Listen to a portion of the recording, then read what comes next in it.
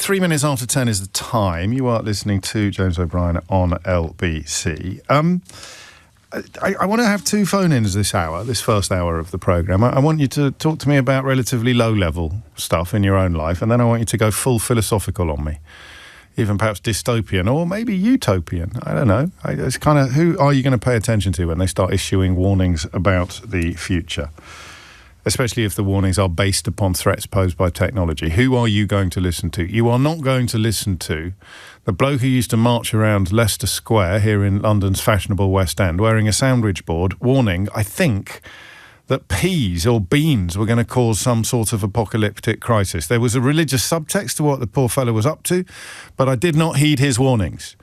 And I have never regretted that decision. So whose warnings would you heed if you were talking about technology and somebody saying, well, this is going to be big?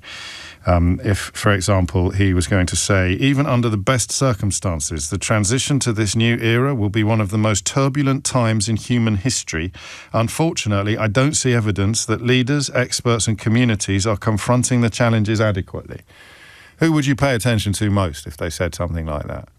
Well, Bill Gates has got to be up there, hasn't he? A billionaire founder of Microsoft, responsible for his own technological revolution, and not, it would appear, dedicated to aimlessly and eternally pursuing ever more wealth and power. He's one of those billionaires that you are encouraged to hate, like George Soros, because they spend their money on trying to improve the lot of humans rather than trying to improve the lot of billionaires, namely themselves. Is it polio or typhoid? I mean, he's essentially, his money has helped to eradicate at least one serious disease from the entire continent of Africa. Imagine having that on your CV. Incredible. Worth about $100 billion. So we can't excuse him entirely from the old observation about people who just have more than anyone could ever need. But he knows what you presume that he knows what he's talking about. He plans to lobby for action, before, in his own words, unemployment rises sharply. And this would involve, and I think what I like about these comments that he's made, what I like about it is the fact that it's going to involve things that are initially quite jarring. It flies in the face of capitalism, actually, to say we will need to protect some jobs for humans. It flies in the face of the capitalist imperative, because the capitalist imperative is to make as much money as you can for yourself or for shareholders. And you do that by cutting costs as well as by charging prices. And if you can cut costs without compromising quality by replacing your child's teacher with a robot, then you're going to do it. It would save governments money if those teachers are working in the public sector. And that's one of the areas that he's gone for. Caregivers, teachers, medical workers should all be ring-fenced, should all be protected from AI. Some roles could be, his phrase, human reserved for economic reasons. Because if they are not, then, as he says, many Americans I talk to don't realise how fast dexterous robots are advancing. A trend that is being driven by China. So you've got your white-collar workers being replaced by essentially research machines that can read, for want of a better word, every book that's ever been written on the subject that you're researching and give you a pretty neat précis of what has gone on. But then on the other side, you've got the robots being developed that will be able to do things. It's still funny, isn't it? It's still funny.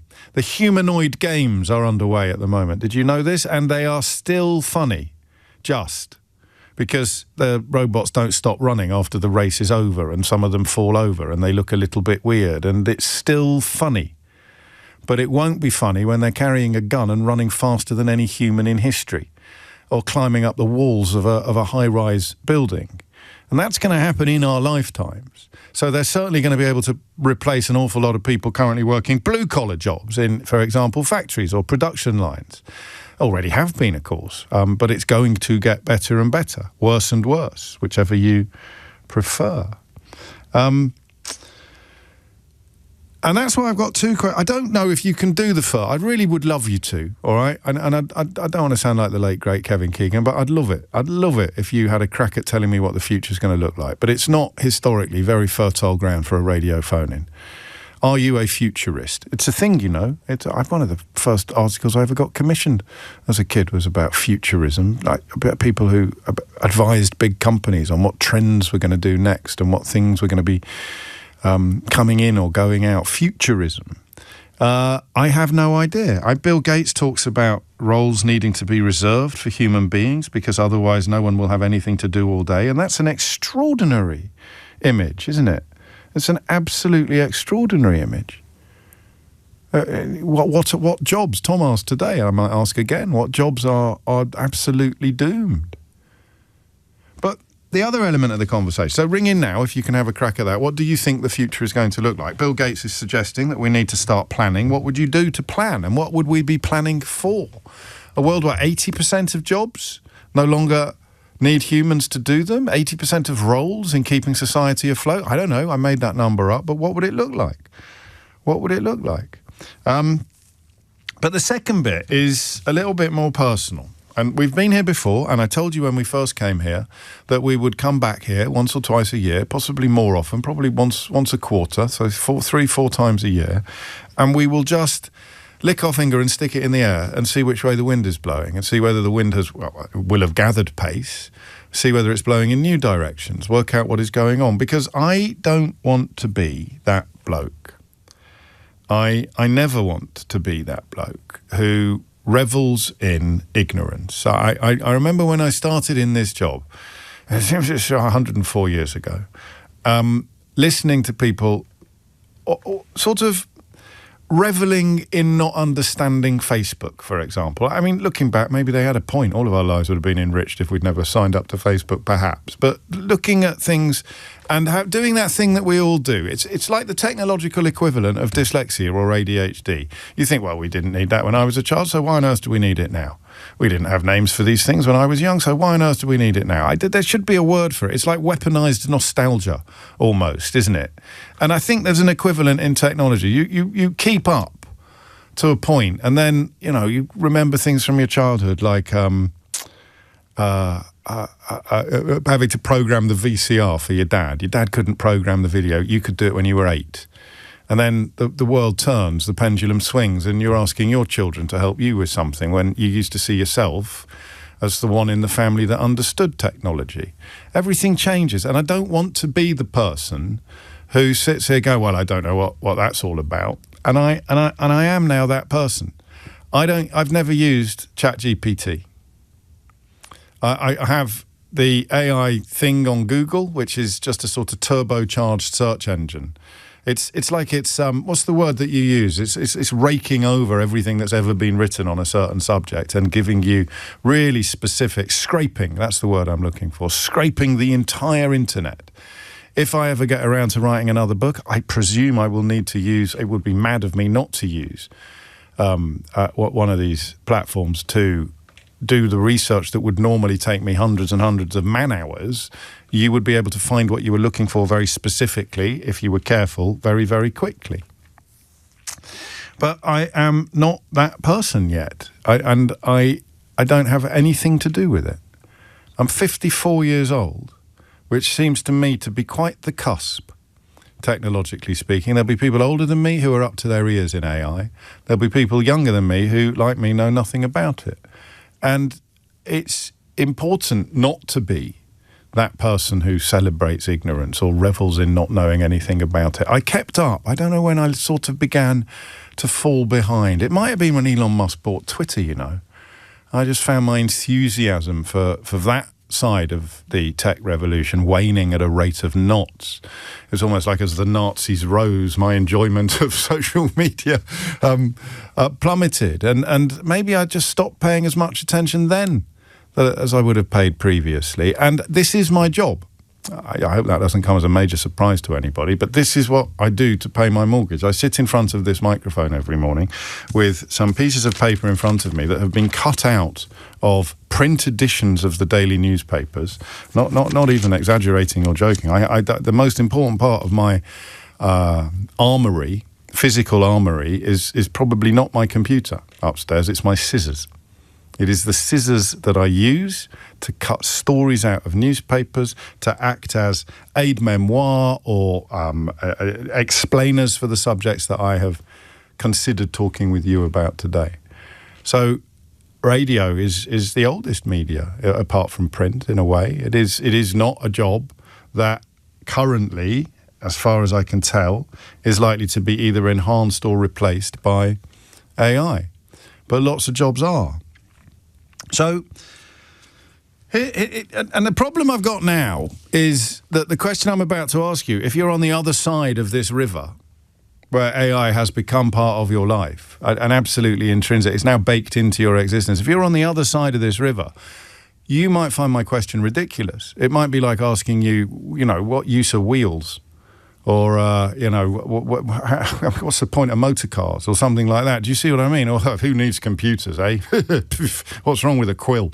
Do you see what I mean? Because it is so baked into your existence that you've probably lost the ability to conceive of a life that has never really been near it, that has never really deployed it. And I probably have deployed it more than I've realised. So, get that out of the way early.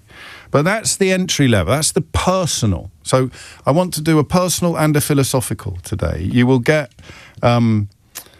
extra points if you can actually have a crack at both, but it's by no means required. You don't need, when you ring in to tell me what you have used AI for or what you are using AI for, you are not required to add a supplementary answer to the question of what the future is going to look like.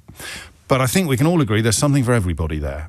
So, look, the most obvious question is, has it replaced your job, or is it doing your job? Is it helping you do your job? What role? What I want you to do is either surprise me or educate me. Tell me something that you think might surprise me about your relationship with this technology, okay? Something that you will do. So I want you to either surprise me or frighten me.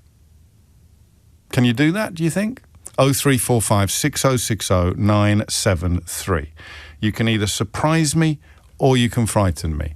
My wife uses it quite a lot in her work. My kids both use it. I just have never had cause to use it. So I am, what would the word be? It's not quite ignorant. I think I prefer innocent. I prefer innocent. What have you used it for? In a way that will surprise or perhaps frighten or impress. Those are the three verbs today. Surprise, frighten, impress. Somebody who is innocent. Me. I will be the ingenue. I'm not ignorant, I'm just innocent. I'm not avoidant, I'm just innocent. I've had no cause to deploy it. I haven't had to. Do you see? That's all I am. That's who I am today. As Swarbrick was leaving the studio today after I did a short version of this introduction, he said, yes, listeners, save me from myself. And he's right. I don't want to be the bloke who knows nothing about the new technology, because when you are the bloke who knows nothing about the new technology, it doesn't take long to become the bloke who celebrates his ignorance. It's a defense mechanism. Well, I don't understand all this AI business, and I'm doing perfectly well, thank you very much. I don't want to be that person. I don't think I would cross that Rubicon, but if I'm no longer the bloke who knows nothing about it, then I can't cross the Rubicon at all. So, question number one. What does it do? Surprise, impress, or frighten me with the story of what it does in your world? 0345 6060 973. And then, what is the future going to look like? Bill Gates doesn't know. He's offered up one slightly frightening possibility. What do you've given this more thought than I have. What do you think? And that brings robots into the conversation. So you've got AI doing, if you like, the brain work, and then you're going to have robots or humanoids doing the leg work. What the hell is going to be left for us? So there's the personal, and then there's the philosophical or political, whichever you prefer.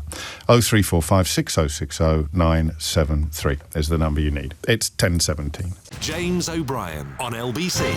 It is 19 minutes after 10. Surprise me, frighten me, or impress me. I don't think you'll be able to do all three at once, but you are welcome to try. And in the context very specifically of AI, the march of AI and the things it is already doing in your world that will either surprise, frighten or impress an ingenue, an innocent like me, who knows next to nothing about it, except what I've read in the newspapers and what you've told me in the past, and who perhaps more pertinently has never really used it and doesn't think he ever will, unless he ever writes another book. Steve's in Devon. Steve, what have you got? Hi there, James. Nice to talk to you. Likewise. What have I got? I'll try and frighten you a little in the first place. Go on. I work for a large American infrastructure company that supplies the infrastructure behind AI. Okay. So the tin, data centers, that kind of stuff. Yeah. And take a personal interest in the way it's going. I've always had an interest in this stuff since my 20s. I'm in my 50s now, and I've always liked the idea of humans giving up non-meaningful work, if you like. It's always... Yeah. I've never thought the full employment thing. I'm a left-winger by nature, but that whole idea of we should all be working, I prefer the idea that machines work for us. Yeah. However, it's who's controlling it. Yes. And the pace of change and what it's able to do and the advantages that it's able to give, and it's hard to explain those quickly. Take your time. Don't take as much time as I usually do, but take more than you might ordinarily. Go on. Okay. Right. Well, there are many advantages for a start-off in business, so it would seem, in order to innovate better, make things cheaper, all of that kind of thing, lose a lot of humans in the chain, all of that kind of thing. But also in terms of, shall we say, I don't know, states, intervention by states into other states, the ability to spy and all of that kind of good stuff. Yeah.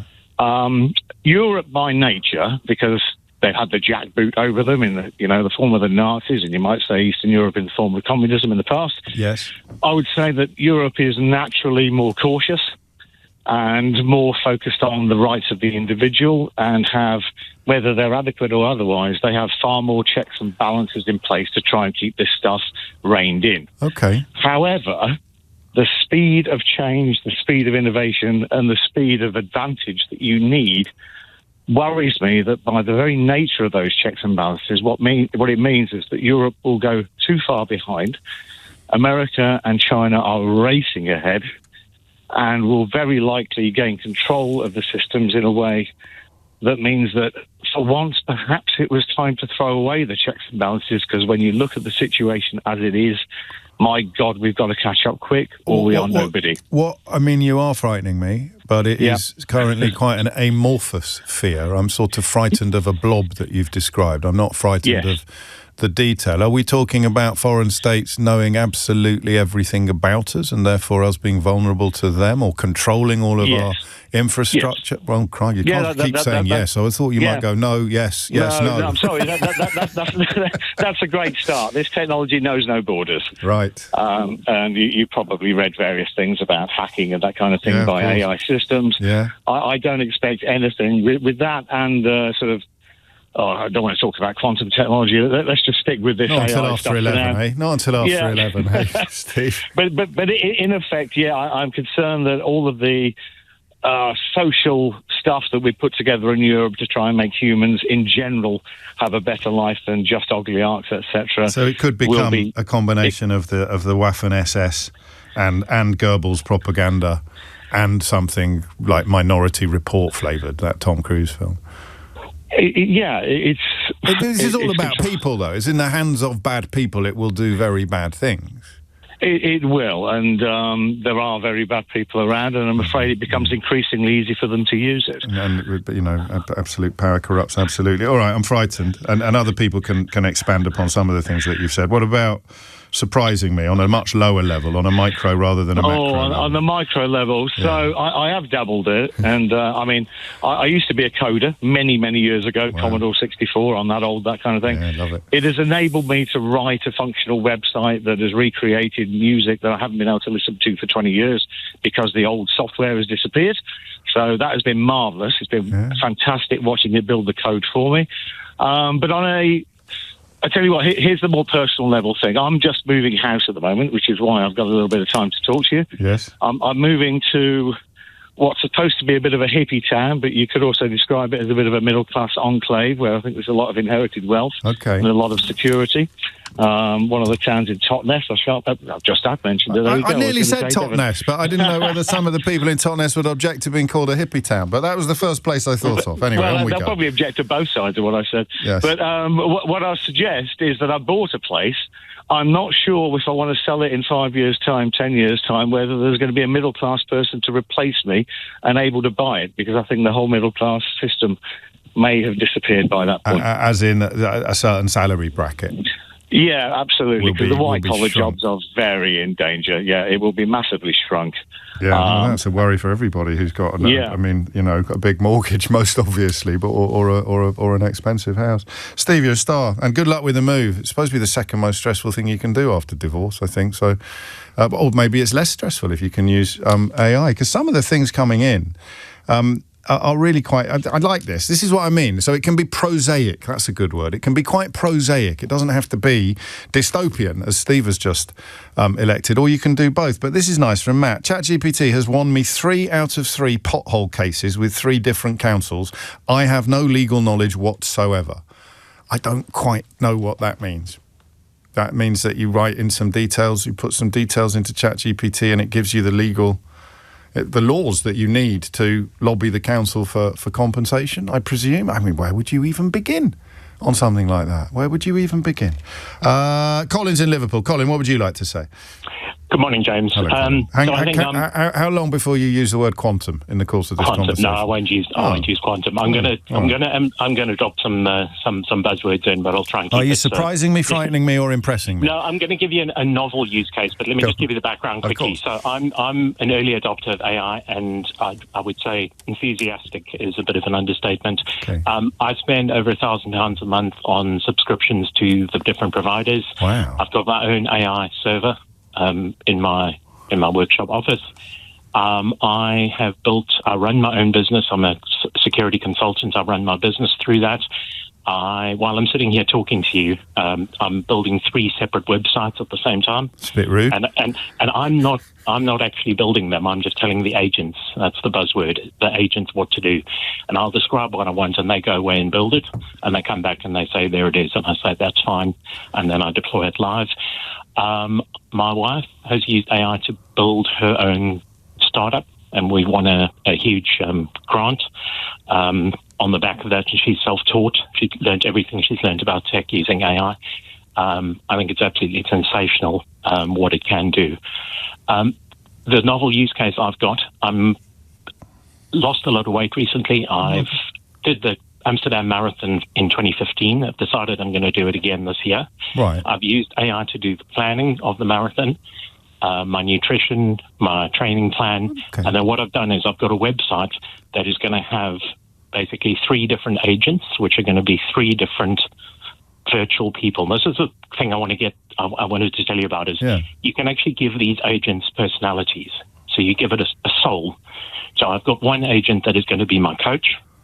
I've got one agent that is going to be my bookmaker, who's going to predict my winning time, and I've got another agent who's going to be the ghost of me in 2015, and he's going to basically take a mickey out of me. Encourage you to run. I'm going to set him up to be critical. He's going to. And will this be in your ear while you're running, or will this just be part of your training program? This will be it's going to be on the website, and it's all going to be live, and people will be able to bet against the bookie and place bets and that, and it's all going to be agent-based. I'm not going to supervise that. I'm just going to throw it out there and see what happens. I can't ask you what it is called because it involves gambling, and there's all sorts of rules about that with regard to Ofcom, but that's the only reason I'm not going to ask you, because it does sound really interesting. The problem I've got, I understood the second half of what you told me, and I understood all of the words that you used in the first half. But I don't actually know what you told me. So you have got AI agents designing security systems. Software systems. Software security systems that you then sell to a client. Yes. Exactly that. And I heard the chap talking about security. And what would you have done 10 years ago or 5 years ago? I would have done the same thing, but I would have done it myself. I would say. And how long would that have taken? Probably at 10 times that time. I'd say my productivity is probably tenfold. But you've got 5 on the go at the same time. Yeah. So does that mean it's 50-fold? There is a little bit of a trade-off there because you've got to do the manual supervision, and that's still now the bottleneck, right? So, but that's improving as well. There's lots of platforms that can do that supervision, and you actually use one AI to supervise the other AIs. Wow. So you have like some sort of slightly less intelligent AI that does the grunt work, and then you have a really smart and expensive AI that supervises them. I mean, you're prompting an extraordinary diversity of messages. This is a Black Mirror episode written in real time, says Sam. Somehow it's both beautiful and tragic. Do you understand why the word tragic is there in that? No, absolutely. It's going to be this. I mean, this is the dichotomy that I have. It's going to be devastating to anybody, and I work with. I mentor and coach young software grads, right? And I simply don't know how they're going to find jobs. I'm really sorry to say it is tragic. It might be a slight flaw in your mentoring skills. So you could, if you can do this, and forgive me if I ask questions in the course of this hour that everybody except me knows the answer to, then can AI make a game as well? Could it if you could? Yes. Yeah, Anthropic released a new model recently, Fable 5, and the first thing people did with it is they built full virtual reality games, and they did it like the model was released on Friday at 4 p.m. Yeah. On Saturday, X was full of people who'd built complete multiplayer games. Except they hadn't; they'd just told AI to do it. Well, yeah. But they had the concept. And that's the thing, it's the enabler. And this is what I've seen with my wife is she has the ideas and now she can manifest her ideas by talking to AI. And it's the same I know you were a gaming guy. If you had an idea for a game, you could actually build that now. The barrier to entry is completely removed. Okay, you've done it. You've surprised me, you've frightened me, and you've impressed me. No, you've played the hat trick. What do you think the future's going to look like beyond what you said about young people not... Because not everyone can be like you, can they? Because if everyone is doing what you're doing, then you're fighting over clients who eventually are going to realise they can actually do it themselves. We don't need to pay Colin for our security system. I mean, that day's not far off. So there is going to be a huge upskilling, and I think one of your previous callers said this as well. Everybody's got to, he's going to have to move up the value chain. Yeah. But it does mean that there's, that barrier to entry for graduates and for people who aren't skilled in technology is going to be hard. See, I mean, yeah, and even then, the people who are skilled in technology are running slower than the technology that's chasing them, and that they will be caught and replaced by the technology as well. I remember, Colin, that's an incredible contribution. Thank you, and the best of luck, the absolute best of luck in the marathon as well. But I am always reminded, I don't know why, I bear a very little brain sometimes. The guy who rang us ages ago when we first started doing this, and he is like a kind of version 1.0 of Colin. I can't even remember what he was doing. I think it was graphic design. And he just said to us, quite like cheekily, he goes, the AI's doing all the stuff that I used to do, and I'm still charging people for the graphic design. I said, yeah, but eventually, mate, they're going to realise that they can get the AI to do what you're doing. What you're getting the AI to do, they can get the AI to do, and they can cut you out completely. He goes, yeah, I know, but I'm getting paid until that day dawns. And that's not an answer to the question of what the future looks like. What does the future look like? It involves telling me what happens after that day dawns. And it's too big, right? You're scared now. It's too big to contemplate. What on earth happens when all of our jobs are being done by, or almost all of our jobs are being done by agents, which I didn't think it was the thing to pick Colin up on, but for the record, spoiler alert, they do not have souls. Do they? Here's Dominic Ellis with your headlines. James O'Brien on LBC. Surprise me, frighten me, or impress me. One day, Keith, we should do that without providing a topic. I literally just ring in and surprise me, frighten me, or impress me on any subject under the sun. And then I'll say, God, we're visionaries on this programme, aren't we? And then you'll phone me and say, Clive Bull did this in 1984. Or Nick Abbott does it every Tuesday. Surprise me, frighten me, or impress me. I think the first call would be from management. Say, what the heck is he doing now? Tell him to start talking about the news, or he'll be getting his sandwiches wrapped in a roadmap sometime soon. I love the relationship between age and technology, which is, I think, becoming increasingly irrelevant. I think that you're going to have people who are older, as in fact our callers have demonstrated, who are right on top of the new technology, whereas once it was kind of adopted by the youngsters and then taught to the oldsters. For my generation, I wonder what the story is for other generations. For anybody round about my age, the thing that felt like Star Wars was so pedestrian now. It's almost unbelievable that we used to stare at this with a genuine sense of wonder. Like, I don't know, Neanderthals staring at fire. So you had a Commodore PET computer that arrived in your school, a green screen and a keyboard, all one unit.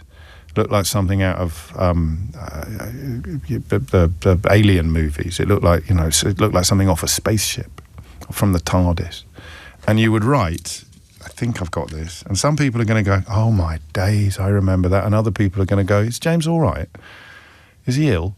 So you would write 10, like the number 10, and then you would write print, and you'd open quotations, and you'd write, O'Brien is the best, or something like that, because I was at the kind of school where you were known by your surname.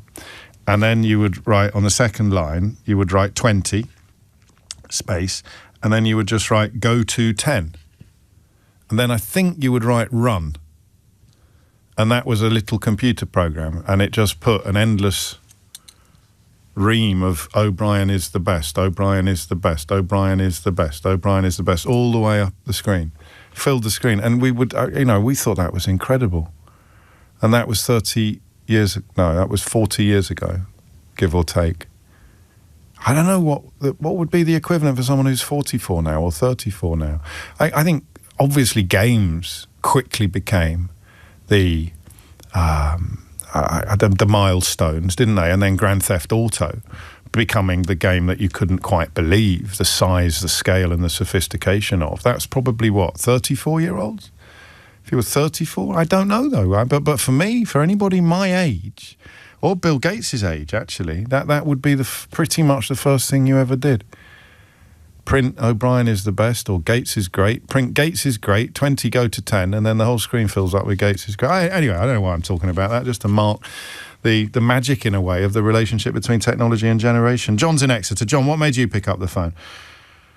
Hello, James. Hello, John. Good morning. Well, I suppose this my observations come from the experience of my brother and me, because we're both university lecturers.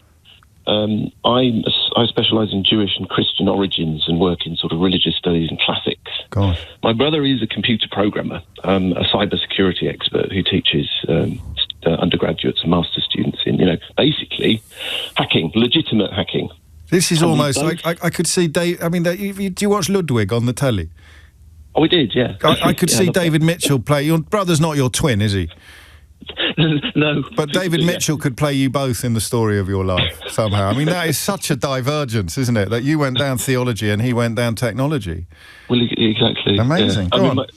My dad and my brother are the mathsy types. Right. I'm all about arguments and critical thinking. But I mean, we have great conversations. But we've both had the same conversations since about 2023, when ChatGPT appeared, and then other models, other large language models have appeared on the scene. LLMs. Exactly. Within the course to ask of what that 2.5. stood for. Hang on, I'm just burying that in my brain. Large language models. That's Right. And are they called that? Why are they called that? You'd have to ask my brother, really. But I will. Can we get his brother online too, please? Carry on, John. It's a particular kind of model, as far as I understand it. So there are different kinds of AI. There's general AI. There's the search for consciousness and a massive brain. But what we use on a daily basis, I think, are generally large language models. Yeah. So there's like ChatGPT. It studies vast, inconceivably vast amounts of data. Yeah. Basically from the last 30 years of the internet and all of sort of human literature. And beyond, because I don't know if you were listening last week, we had a guest on who'd been tracking why second-hand books were being bought up in bulk and then transported to these warehouses where they're just scanned in and then destroyed, because you have to tear the book to pieces to scan it into the machine. It wasn't quite as sinister as it initially sounded, but it was still pretty sinister. So that's what they're scraping. That's what they're building, this enormous base. Vast. Almost inconceivably large. And the LLMs are I mean, you'll need to ask an expert. You probably get loads of calls telling me to shut up and stay in my lane, but I think they are predictors which will predict what humans are likely to say next. Okay. And so when we use ChatGPT or Claude, that's the kind of thing we're using. And it's just happened since 2023, but the last 2 years have been really striking. And it's interesting because my brother has had the same experience as me in two vastly different subjects. It's now become very difficult to assess undergraduate students. Suddenly, our assessment methods are now completely inappropriate. Whereas in the past, they'd study for 3 years and then sit down and write exams with a pen in a hall. Yeah.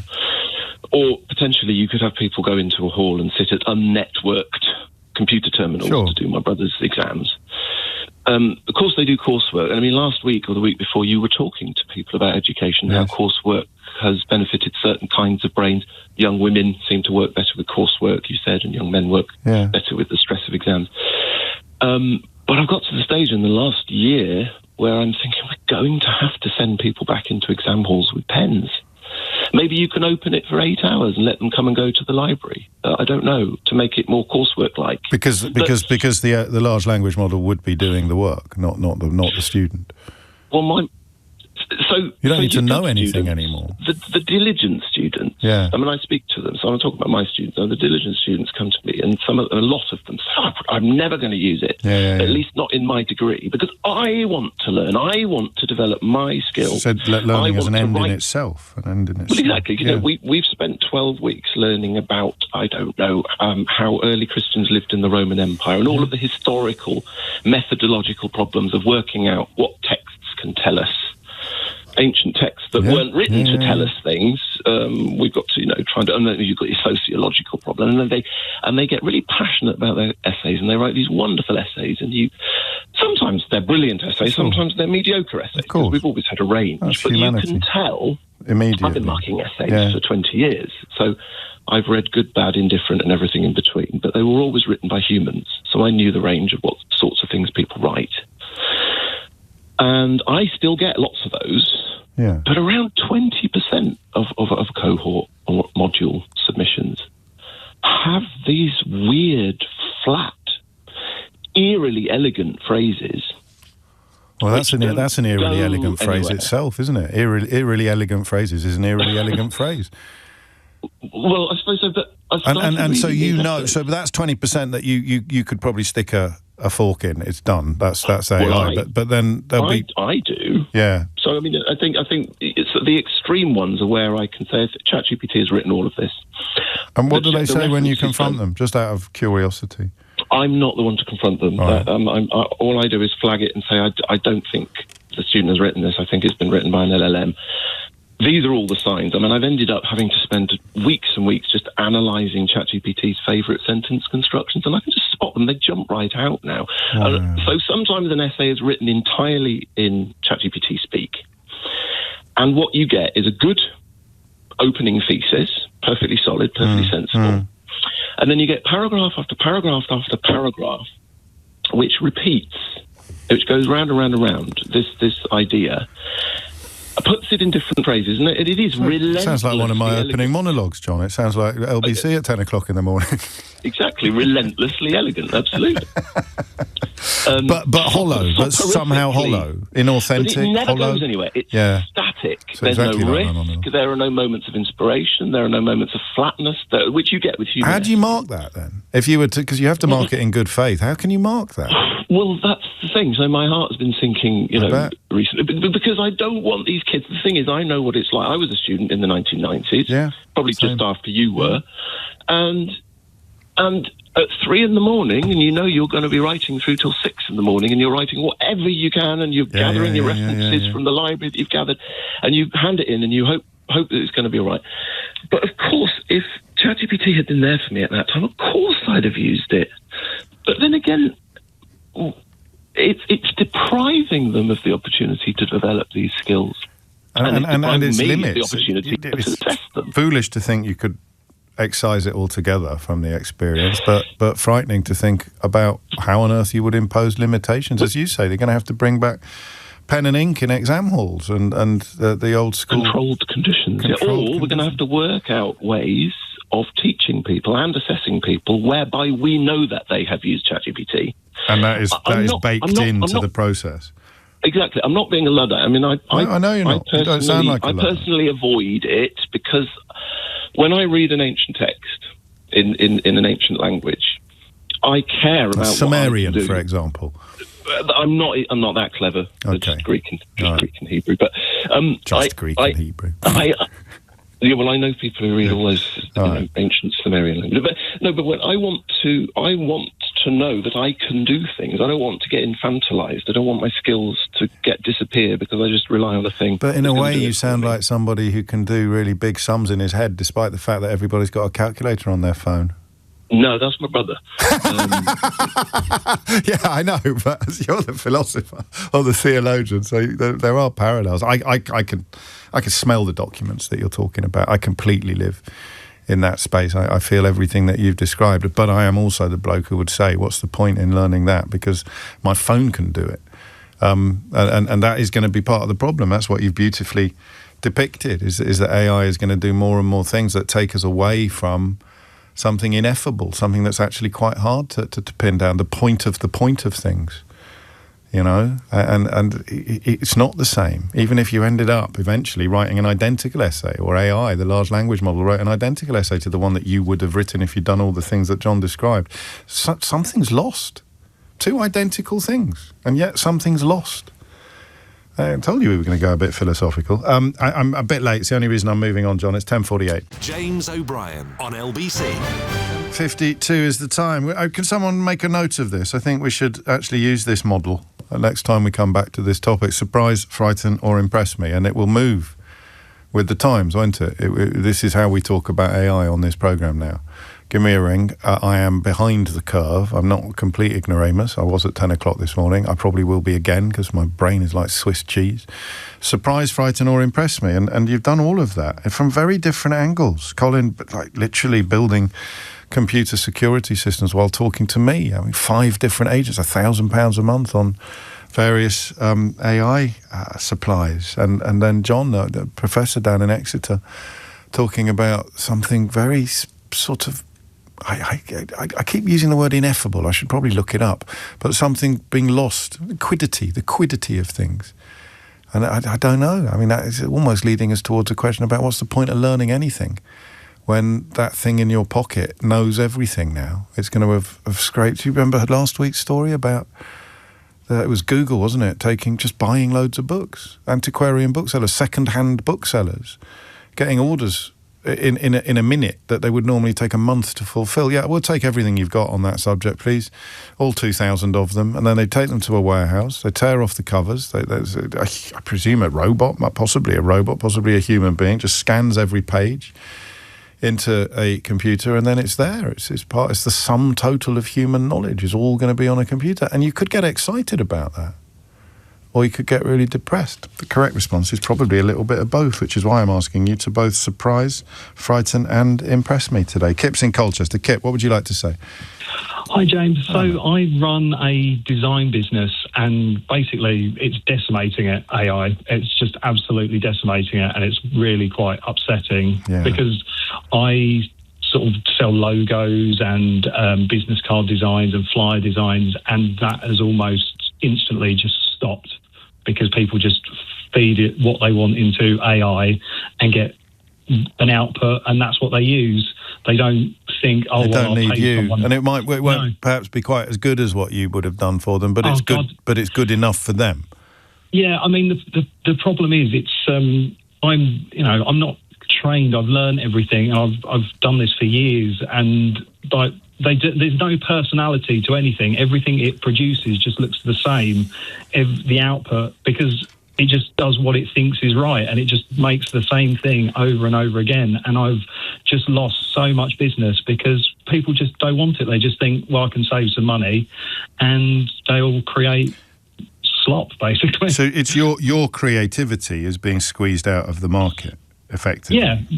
Yeah, exactly. And I think one of the saddest things that happened to me recently was I work with an electrician who wanted a brochure to advertise his business. Yeah. And I've worked with him for a little while, and I sort of know his business and all that kind of stuff. And I sent him the draft of the brochure, and instead of him looking at it and going through it, he just put it into ChatGPT and sent me a report on what ChatGPT said about my brochure. And it just broke my heart and I said to him, would you trust AI to do your electrical work? Would you trust it? And he was like, no, absolutely not. Well, not yet. And I was kind of, well, yeah. And I said, well, this is my point. I said, imagine one of your customers has a house rewired and they take photographs of your work and feed it into ChatGPT, and they then produce you a report telling you how bad your electrical work is. And he was like, oh, yeah, I get your point. Yeah, except, this is really poignant, mate, because a lot of people would do that, because what we've just learned about the scraping, it's going to be the best electrician in the world. It's going to know everything. Yes, it is. It is eventually. It might not be now, but of course it is. It's going to be able to benefit from every word that has ever been written and every picture that has ever been taken of electricianship. I suppose so, but obviously, it's not a good analogy, because you're bringing... that earlier caller, Colin, used the word soul to describe the agents, and a lot of people balked, myself included. But you're describing soul. You're describing bringing something. I'm going to look up the word ineffable, Kip. Just keep it, because I'm using it all the flipping time, and if I've got it wrong, then because I wanted to say you're describing something ineffably human. Too great, beautiful, or extreme to be described in words. God, I'm clever, yeah. So it's ineffably human. You're describing something ineffably human, and an electrician is not. An electrician is following prompts and orders and rules and regulations. You are being replaced by something that can't have humanity, and you feel that anything remotely creative should involve humanity. But you're on a losing pitch, aren't you? Yeah, but the thing is that I am conflicted, because I'm a massive, massive nerd, and I love computers and all tech. It really makes me happy. But just seeing all this slop that's created just all looks the same. Maybe it'll go. Maybe the tide will go back out again. There's a message here actually from someone who speaks to what you're describing. It was someone who does, here we go, I'm an image editor. I retouch a lot of football-related images for a major publication. One day this year, the team photos switched over to AI-generated headshots. Suddenly, the players no longer had sunburn or 5 o'clock shadow or spots. It looks fake as hell, but I suppose they've saved a fortune. And then adds, but yuck, it might go back again. I hope so. Authenticity I really do, because it's so scary. It's so scary. I spend years getting to know my customers and understanding their businesses and what they want and what they need and their style. And AI can't really do that. I know it can't. And yet, it costs them nothing to stick it in a computer, whereas you've got bills to pay. What a poignant call, Kip, and that juxtaposition as well of your enthusiasm for technology and your witnessing essentially of the decline of the role that you obviously are very good at and enjoy, and there it is. So what's that under? That's I didn't put sadden, I put surprise, frighten or impress. I should have added depress, shouldn't I? Surprise me, frighten me, impress me or depress me, and that depresses me. It should depress everyone. Hez is in Whiteley. Hez, what would you like to say? Hi James. Hello. Good morning to you. Happy Thursday. Thank you. Okay, you asked what is LLM. It is a large language, it's a large mathematical system that has learnt from human text. That's that in a sentence. Yeah. My reason for calling, thanks, fantastic calls by the way, is that what people seem to miss is the training side of things. My background's a trainer, James, so when the internet came out, I had to train loads of people on understanding that technology. The same goes for when we're working with AI. People just have been thrown into it. You see all this stuff on YouTube and it scares people. I think if you step back a bit and understand what it can do for you and the benefits, that really will take you a great way. I use it every single day. And when the guy just now, Kit, was talking about people and the slop, yes, there's a lot of slop, but slop only happens because you're feeding the model slop. We're not using critical thinking. So we have to realise we're not talking to a human, we're talking to a machine. If people understand I think they do. I think my maybe I didn't, but my callers today have understood that. And the point is that the client in that case, in Kip's case, is happy with what AI is doing and therefore is happy because of the cost saving involved to cut the human being out of the process entirely. He can do it himself. And so, obviously there are going to be some life-changing benefits to this stuff. There already are, but there's also going to be some, as Bill Gates is warning, and we should probably pay attention to him, that people are going to be redundant. Roles are going to be redundant on a scale the like of which humanity has probably never seen before. But James, can I kick that in there? Do you know when the internet first came out, I had exactly the same thing. When technology first came out and I first got into computers... Did people say the internet was going to replace everybody? I don't think they did. They were so fearful. Oh, well, can I just take it back a bit? I'm going to show not my really. age I'm bit. late for the news. When computers first came out, people had the same thing. They didn't want to keep their typewriters. Look where we are now. I don't know if that's true. I mean, I hear you. I mean, yes. I'm not normally one who says, no, this one is real. It's like moral panics, isn't it? Where you just, whatever the moral panic is, we always manage to survive.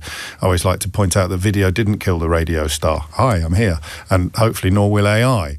But every generation has a sort of sense, no, this one's different. This really is going to threaten civilization as we know it. All the other times in history, like when they translated the Bible into English, or when they invented the telephone, or when the internet was launched, we've muddled through as a species. We've been fine, but this one's going to be different. I prefer Hez's attitude. No, it isn't.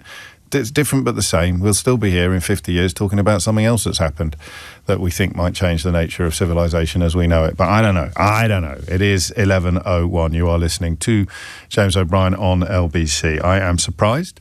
I have been frightened. I have been impressed. And I've been a little bit depressed as well by all of that. So I suppose we could say, as we are trying to reprogram our brains to remember the meaning of ineffable, I suppose we could say that all human life was here. James O'Brien on LBC.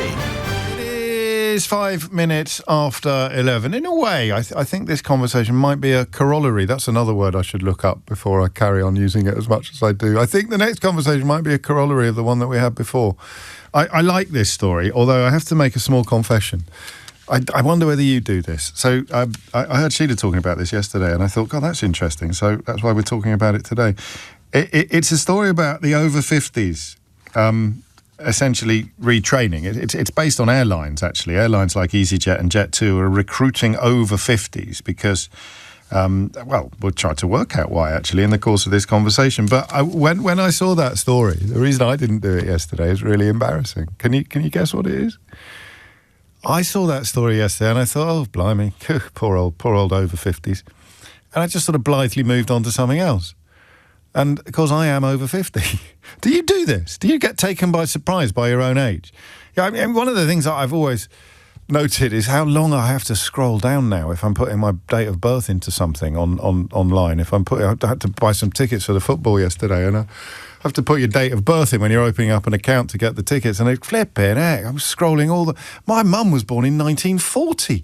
It takes her half an hour to scroll down to her own year of birth in the software for some online shops.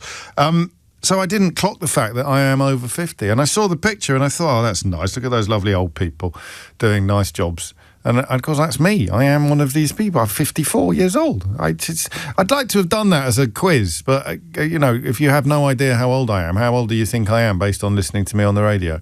But it would be ridiculous because I'm always wanging on about my age. And if you'd only just tuned in for the first time, you wouldn't have had any context at all upon which to answer that question. But anyway, for the avoidance of doubt, I look about 30, but I am actually 54. It's one of those miracles of modern science. They're going to study me, probably, at some point in the future when I shuffle off this mortal coil, because I may contain the secret of eternal youth. I like this story.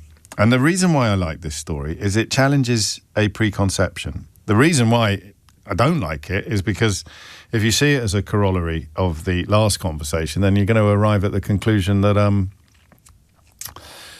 it doesn't matter what you do next because you're going to be replaced by AI eventually anyway. But we're not going there yet. We're going back to humankind for this hour. We're going back to human interaction, human employment and traditional jobs, right? Because I think they're going to be around for a while. And there's this thing that, again, is generational, that my dad's generation expected a job for life. They kind of didn't get one, a lot of that generation, towards the end of their working life, so mid-50s to mid-60s. A lot of them faced redundancy. A lot of people who thought they'd had a job for life, who were born in the 40s and the 50s, or even the 30s, actually, just survived in the workplace into the era when there were no longer any jobs for life.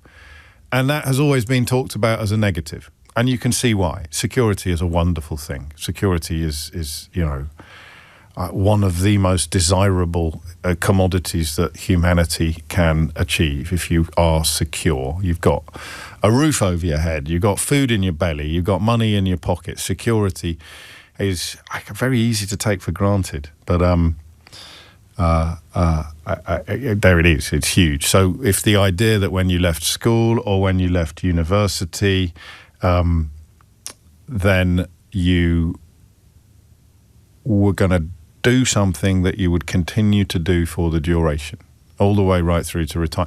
I put it like that. It's almost a bit depressing, isn't it? You think of it like that. But it was always sold to us, and it was always depicted to us that we had lost something. We had lost something, that jobs for life were a good thing, and we had lost them. And then you kind of realise about, 20 years ago, that there's no such thing. Most people are going to have either portfolio careers or they're going to have changes of career, and we struggled to respond to that. But when I read this story about airlines training up people later in life, I really, really liked it. It actually sort of brought me a little bit of joy, because I suddenly thought, well, we are living longer, and I know we've got problems with NEETs and AI and all the rest of it, but we're just going to park that for the duration of this hour. We are living longer, and therefore we are working longer. Not only will we need to work longer because of the nature of our economy, but we will probably want to work longer. I would prefer to stay busy. You know, the number of people who don't last long into retirement because they're just not wired for inactivity is quite frightening. So we would prefer to work for longer. So if you can shed the idea that what you are doing at 25 is what you should be doing at 55, if you can get rid of any lingering resentment that is not the way the world works anymore, then you can hit your 50s, I would suggest, in the spirit of a pioneer. This is like your fourth act or your third act, whereas previously your working life was one big act that covered decades. So, I think it would actually be quite uplifting to reflect today upon the thing you've done, like the retraining, as it were, and the more violent the shift is, the more interesting the story would be. And I really like these stories from the flight attendants. That's the way into this conversation. At this stage in my career, I assumed I would be too old to apply. But her daughter was there to reassure me and supported me throughout my training. She now loves the job more than ever and works alongside her daughter on some flights. 12% of EasyJet crew are now aged 50 or older. You've probably noticed when you've been flying. And many of these are recent recruits, empty nesters who've decided to pivot to a new career after the children have left home. And they're not the only airline doing this, and certainly not the only sector of employment. So I think, and I don't know that we've ever done this before, and I think we should have done, because I need to move on from the idea that there is something mournful attached to the idea of there no longer being jobs for life. I mean, look, what was I? 30-something? Early 30s, was I? Early 30s? I know I stayed in the media, but I never thought about being on the radio. I literally never even thought about it. I can't even remember how it happened. Yes, I can. I was on the telly, and someone came in to work with me on the telly and said, "Oh, my holiday cover has just pulled out. I'm going on holiday next week, and the radio station I work for hasn't got a presenter. Why don't you get in touch?" I had a big tax bill to pay. I was between jobs. I phoned up the programme. It's the only job I've ever asked for in my life. I phoned up the programme controller, and I said, "I reckon I could do that for you." Went in to LBC, did some holiday cover, never left. But it was a shift. It should be a good thing, that the idea that you don't have to do the thing that you thought you were always going to do. But I want to talk about it being late in life, not early 30s like I was. I just want you to tell me the story of your lane change. You know, John earlier, the professor in Exeter, talking about people telling him to stay in his lane. I love the idea of a lane change, and the more I don't want to use the word violent. What's the word that I want? The more kind of jarring, perhaps, or the bigger the lane change. So obviously, if you've gone from being a nurse to being a doctor, or from being a doctor to being a nurse, that's not very interesting. No offence. Prove me wrong. 0345 606 0973. But you take my point. If you've gone from being a merchant banker to being a yoga teacher, that's the call I want. 0345 606 0973. Or why you did what you did and why you did it. And it's inspirational. I think we need an upbeat hour, don't we, after the last hour, the dystopian nature of the last hour. It's inspirational. Instead of thinking, as I did, well, you're going to be on the scrap heap. If I lose my job now, I'm going to be on the scrap heap. Instead of thinking like that, you're thinking, well, actually, I'm still very active. I'm still relatively young, and I am going to do something completely different. And the ability to do it is there. You can retrain, you can recalibrate, you can do all of those things. And that's what I want you to tell me. So later life, which is it's an all right phrase, that, isn't it? It's better than old. Later life, lane changes. That would be the... am I thinking now in podcast headlines? Is that what I'm doing? I say later life, lane changes. What did we do yesterday? Peons to Parton. And earlier it was surprise, frighten or impress me. I'm thinking in podcast headlines. So later life, lane changes, Keith. Later life, lane changes. Later life, lane changes. 0345 6060 973. I think extreme was probably the word I was looking for. So the most extreme later life lane change will win. The one that makes us go, flipping heck. I never would have imagined someone that used to do that can do that. But you did. And you're going to call me and you're going to tell me. James O'Brien on LBC. It is 11:17. You are listening to James O'Brien on LBC, where, as you heard in the news, that situation in Nepal with the flash floods and some British people, of course, still missing is very much a developing story. At least 273 people dead. Any developments there, we will bring them to you either on the programme proper or, of course, in the news bulletins. I haven't yet found a way into the Meta story, but it's huge. It was in the background, wasn't it, of the conversation we had in the last hour, an $18 billion settlement after Meta were pursued by a coalition of US states over claims that its platforms harm children. The problem with this is they don't have to admit anything. You hand over $18 billion while simultaneously continuing to claim that you didn't do anything wrong, although they have promised to make massive transformations. That's something we should be across, but I blame me. Maybe I should have asked ChatGPT. I couldn't see the conversation. I couldn't see the question for a phone-in topic. Should we do that tomorrow, Keith? Should we find a story that we think is really interesting, but we can't actually come up with the question to turn it into a phone-in topic, and then see if a large language machine can do it in for us, surprise, frighten or impress? That will be there now, won't it? That will be in the database somewhere. So, well, the most successful speech radio host in the history of commercial radio in the United Kingdom, he did an AI phone-in when he asked surprise, frighten or impress. So there it would be. But of course, unless you are that person, you may not have been able to make the question singing. I don't know. I'm thinking out loud. I should stop because I'm not planning a career change anytime soon, unlike every caller for the rest of this hour. We'll start with Tony, who's in Carterton. What happened, Tony, and why? Hi, I'm very interested in your AI discussion because I use that a lot in my new job. I've changed in the last few months to becoming a full-time comic singing ventriloquist in about 100 different places: care homes, dementia cafes, learning disability centres, day centres. I was a primary teacher in 150 schools, doing a different day every day. So a supply, you'd go where you were needed. Yeah, I just liked it. I never liked the pressure of being the full-time person. Fair I liked enough. with all the paperwork and stuff, but I loved moving from school to school. And in lockdown, I was helping facilitate courses for parents because mums and dads were struggling with that horrible period of learning at home. Yes. And we were doing 2-hour lessons, and I thought I need something to make it a bit more fun.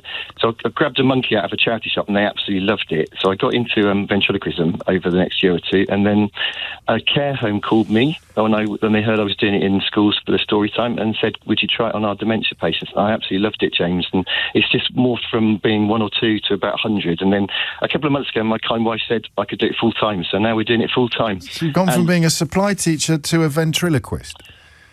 Singing ventriloquist. Sorry, God, yes, forgive me, mate. Comedy as well. So all ventriloquists are comics, aren't they? It's always funny. I've never seen a tragedy. I've never seen a tragic ventriloquist. Well, I've seen some bad ones. well, you can have that, Tony. I'm supposed to be on doing a show at 11 today, but they muddle up the time, so I'm going back at 2. Okay. And that would be like a 45-minute show with about a dozen different puppets, and they all got songs. So I've just been rehearsring Francesca, who's my girl puppet, who's going to be doing 2 Dolly Parton tributes today. Oh, that's nice, isn't it? So if you put into AI, help me out with Francesca's songs, it will come up with the best songs. I've got a 91-year-old called Nigel and a 92-year-old called Dickie Hart. They both got backgrounds as puppets, and if I say to the AI, give me some ideas for Dickie Hart for a little skit by the seaside, it will know my puppet from my past AI researches, and it will come up with it's not very good at jokes, James, but it's very good at everything else, and it's amazing for that. Am I allowed to mention the puppets? Because I'd love you to have a look at them. I thought you already had. It's on Tony Puppets, and it's on Facebook, James. Okay, so it's like just Tony and Puppets, and if you'd have a look, that'd be amazing. But AI is so amazing for. Well, you don't need to contribute to the last hour. I'm enjoying your contribution to this hour. I mean, a supply teacher to a full-time ventriloquist is an extraordinary. I mean, they used to do ventriloquism on the radio, which has always struck me as obviously and objectively hilarious. Archie, Educating Archie was a ventriloquist show on the radio. Oh, that's crazy, isn't it? Well, it isn't, no, because do you want to see my ventriloquism? Are you ready? I'm going to do some ventriloquism now, okay? What do you want me to say? And what? I'm watching your mouth. What do you want me to say? Something with lots of B, P's and M's in, because they're the most difficult. Okay, Peter Piper picked a pickle pepper. There you go. That's incredible, right? That was very incredible. I mean, how can you do ventriloquism on the radio? You could be the worst ventriloquist in the world. Yeah. I know, people could be able to check on YouTube and they'll see that actually when I said that, my lips weren't moving. I'll now do it without moving my lips. You ready, Tony? Okay, go ahead. Hey. James, I've got a little boy puppet who's called Ollie. He's 5 years old. He thinks he's a ventriloquist. He's got a puppet. Nice. He does, and he gets lots of muddles up with his B's, P's, and M's. But I'd love you to check it out on Tony. Well, I'll do my best. I will. Well, of course I will. Absolutely. I like that though. Big career change. I mean, it's not likely to be inspirational in the sense of other supply teachers listening, thinking, well, maybe I should be a ventriloquist as well. Oh, and given that you've just recommended something to me, Tony, have a listen if you haven't already to my Full Disclosure episode with Nina Conti, because that's a really lovely interview, a really lovely encounter, and her beginnings as a ventriloquist are not entirely dissimilar to yours. Robert's in Perth. Robert, what have you got? Hello, James. Lovely to be on with you. Never thought I'd phone, but here we are. Here we are indeed. Go on. Yeah, so I am the right demographic or the one person of that article, but I'm not 50, I'm 41. Okay, that's still later life, isn't it, in a sense? Yeah. I've lived a life and had a career, and I'm on the cusp of changing. I've got my medical booked to hopefully start training once I pass that for becoming a commercial pilot. What did you do before, or what do you do currently? So I've done a couple of different things, a home service business, but my main trade is to be a mountain guide, a mountaineering instructor. So you're not afraid of heights then? Yeah, no, and I've worked out in places like Nepal, and I have friends out there, unfortunately, to see that. I checked on them yesterday. But yes, I mean, that's a fantastic career, but it does take me around the world, and as you can imagine, it's tough on the body. So I'm fit as a fiddle, but also aware that I'm getting older in life, and I have two little ones to support along with my wife. And the path is navigable, is it? The path to becoming a commercial pilot, it's a doable thing. So yes, and after, I mean, this is a considered decision after several years, and obviously some saving up. And now I'm later, I have more financial means, thank goodness, to do what is a very expensive path in this case than I did when I took a couple of flying lessons and had a dream when I was 17. So it's always been there in the background. This has, yes, but the career change in itself, I came around thinking as I get to my late 30s, well, what do? I don't want to necessarily do this all the way until I'm 65. And I looked at what the crossover between my skill set is, risk assessment, management, leadership, making decisions, leading people, learning those sorts of skills, navigation, meteorology. And a lot of those skills crossed over to some of my interests. I considered being a paramedic, but the skill sets led me all the way full circle back to one of my original passions. Oh, lovely. When do you think you will be flying for the first time as a paid commercial pilot? What's the sort of timescale? What's the schedule? So the training, you can either do an accelerated integrated program, which is what a lot of younger people do, 18 months, but I'm going to do a modular path, which means I can do it much more step by step while I support my family. Yeah. Probably between 2 and 5 years is my plan. Okay, well, best of luck with it. That's a pretty extreme shift. You didn't fancy ventriloquism at all? Those skill sets just are not ones I've practiced in the mountains as much, so... It's 25 minutes after 11, and you are listening to James O'Brien on LBC. So from supply teacher to ventriloquist, and from mountain instructor to pilot. I like this a lot. Mark's in Alnwick. Mark, what would you like to say? Good morning to you. Hello, Mark. I'm 66. I used my whole career. I used to fly all around the world. selling electronics. And about 6 years ago, I thought, I've had enough of travelling. So I switched to be a chef, and I started chefing and pot washing and cooking. And now I work in Kharkiv for an NGO as a chef. And I cook food for Ukrainian hospitals and aid stations. I'm actually going back there tomorrow for a year. Just back home on leave right now. For a year? You're on post for a year? For working for an NGO? For an aid organisation? An aid organisation, That's right. Really. That's right. I cashed in a few pensions to finance it, to be honest with you. I thought, what am I going to do with this? I mean, did you want... Is the altruistic nature of the role an important part of your thought process? The fact that you're doing good? The truth of it, I've never been much into altruism, and I always went to Ukraine. I've got many friends out there, and I was sat with a friend of mine in a place called Cherkasy. Yes. She used to work for me as an au pair in Belgium. And she said, Mark, there are many... She used to do what? She used to work... She was an au pair. Okay. I thought you said an old perv. I thought that's a bit rude. You can't say that on the radio. It's my strange northern dialect. Carry on. Yes, an au pair. So anyway, I used to drink quite copious quantities of homemade vodka with her dad. Okay.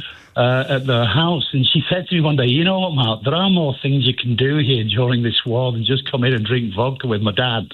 And I said, well, what? She says, well, they do need volunteers, and you're a chef. So that's how I ended up being a chef in Ukraine. But you're being modest. I mean, you might not think that you were altruistic in the past. You would not be doing this. You could be earning more money as a chef somewhere else for certain, and you would be a lot safer as well than you are in I don't get the money's not important. And to be honest, I've been doing it. But what is important? I love it. What is important? Oh, well, you know what? Knowing these people and getting to know them and the Ukrainians and what a wonderful bunch they are and the adversities that they go through, it's been a life-changing experience for me, really. I wouldn't say it's like a road to Damascus conversion, but it's up there, isn't it? I mean, to go from being an international sales executive to being a chef in a war zone. Yeah. And it was conscious. But I love it. Becoming a chef was a conscious change, but then discovering this extra dimension to chefing was chance. It was accidental. Absolute chance, and all through a friend, all through a young lady that used to work for me many years ago and look after my children in Belgium. Well, I mean, you live and learn, eh? You live and learn. What a lovely story. I was going to show off my local knowledge a moment ago, but I can't because I don't think it's there anymore. I was going to say, you don't by any chance, you never worked as a chef at the Hotspur Hotel in Alnwick, did you? No, I didn't, but I do know the Hotspur. It's flats now, isn't it? Is it still there as a hotel? I do. I've no idea, Jim. I've only been here 3 weeks. I came over because I got blood poisoning from a Russian carrot. A Russian carrot? Yeah. I cut myself peeling a carrot, and I got blood poisoning. I blamed it on the Russians. I think it was a planted carrot. That is what chapter of the autobiography do you think that will be? I got blood poisoning from a Russian carrot. I don't know. I may call the book that. It's not a bad title, mate. Seriously, if you want a gob on a stick to stick a quote on the cover, you know where to come. I got blood poisoning from a Russian carrot. That's the nature of your job, James. Yeah, it's a bit hard to explain, really, but I'll give you an example of why I love it. I was having a phone-in, right, about late life career changes, and it was really interesting. We got a ventriloquist and a pilot, and then we got a fella who used to be a sales executive, and he retrained as a chef, and the next thing you know, he's working in a war zone. Oh, and by the way, he got blood poisoning off a Russian carrot, so he had to come back to Alnwick and rest up for 3 weeks. AI couldn't do that, could it? I mean, it certainly couldn't predict that was going to happen. If you could ask the biggest large language what's-it in the world, why did a contributor to a radio phone-in programme reveal that he'd got blood poisoning off a Russian carrot? What would the topic be? What would the question be that people were ringing in to answer if one of the things that came up in the course of the conversation was, I got blood poisoning off a Russian carrot? It would be comedy injuries, right? Wouldn't it? Or something like that? Or not comedy. Anyway, I'm making a point. I've no idea what the point is, but I've definitely made it now. Here's Dominic Ellis with your headlines. James O'Brien on LBC. It is 33 minutes after 11 and you're listening to James O'Brien on LBC. Of course, some people have to change career. For example, boxers. You can't carry on. I suppose George Foreman had a crack, didn't he? But this is a lovely text in answer to the question of who's got the most extreme career change later in life. This is from a name you may, in fact, recognise, Francis Ampofo. Beat this career change, James. From professional boxer, British and Commonwealth flyweight champion to free-range egg producer. We're based in Norfolk. We listen every day, and we are waiting for you to come in one day and get some eggs. known professionally as the pocket battleship, Francis Pofo. There's a nice change, and I'm sure I'm not the first person to point out that you could call yourself the egg boxer. But that's a career change. Sport is like that. When my godfather was the football correspondent on the News of the World, it was in the era when footballers needed a career after football. It's hard to imagine that now, isn't it? They wouldn't have sort of £1 squillion in the bank. But like even Liverpool players, didn't Jeff Hurst go on to sell pensions or something like that? But all of the England football team needed jobs after they finished playing football. So a lot of sports will not provide you with financial security for life. And even if it did, you want to do something else with your life, and why not get a farm with 10,000 chickens in Norfolk? Happy days, Francis. Lovely to hear from you. John's in West Kirby. John, what have you got? Hi, James. Hello. I was 34 years in further education, college lecturer in construction, and I took early retirement at 55 and opened an Italian wine bar. What's the difference between an Italian wine bar and any other? Is it all Italian wine?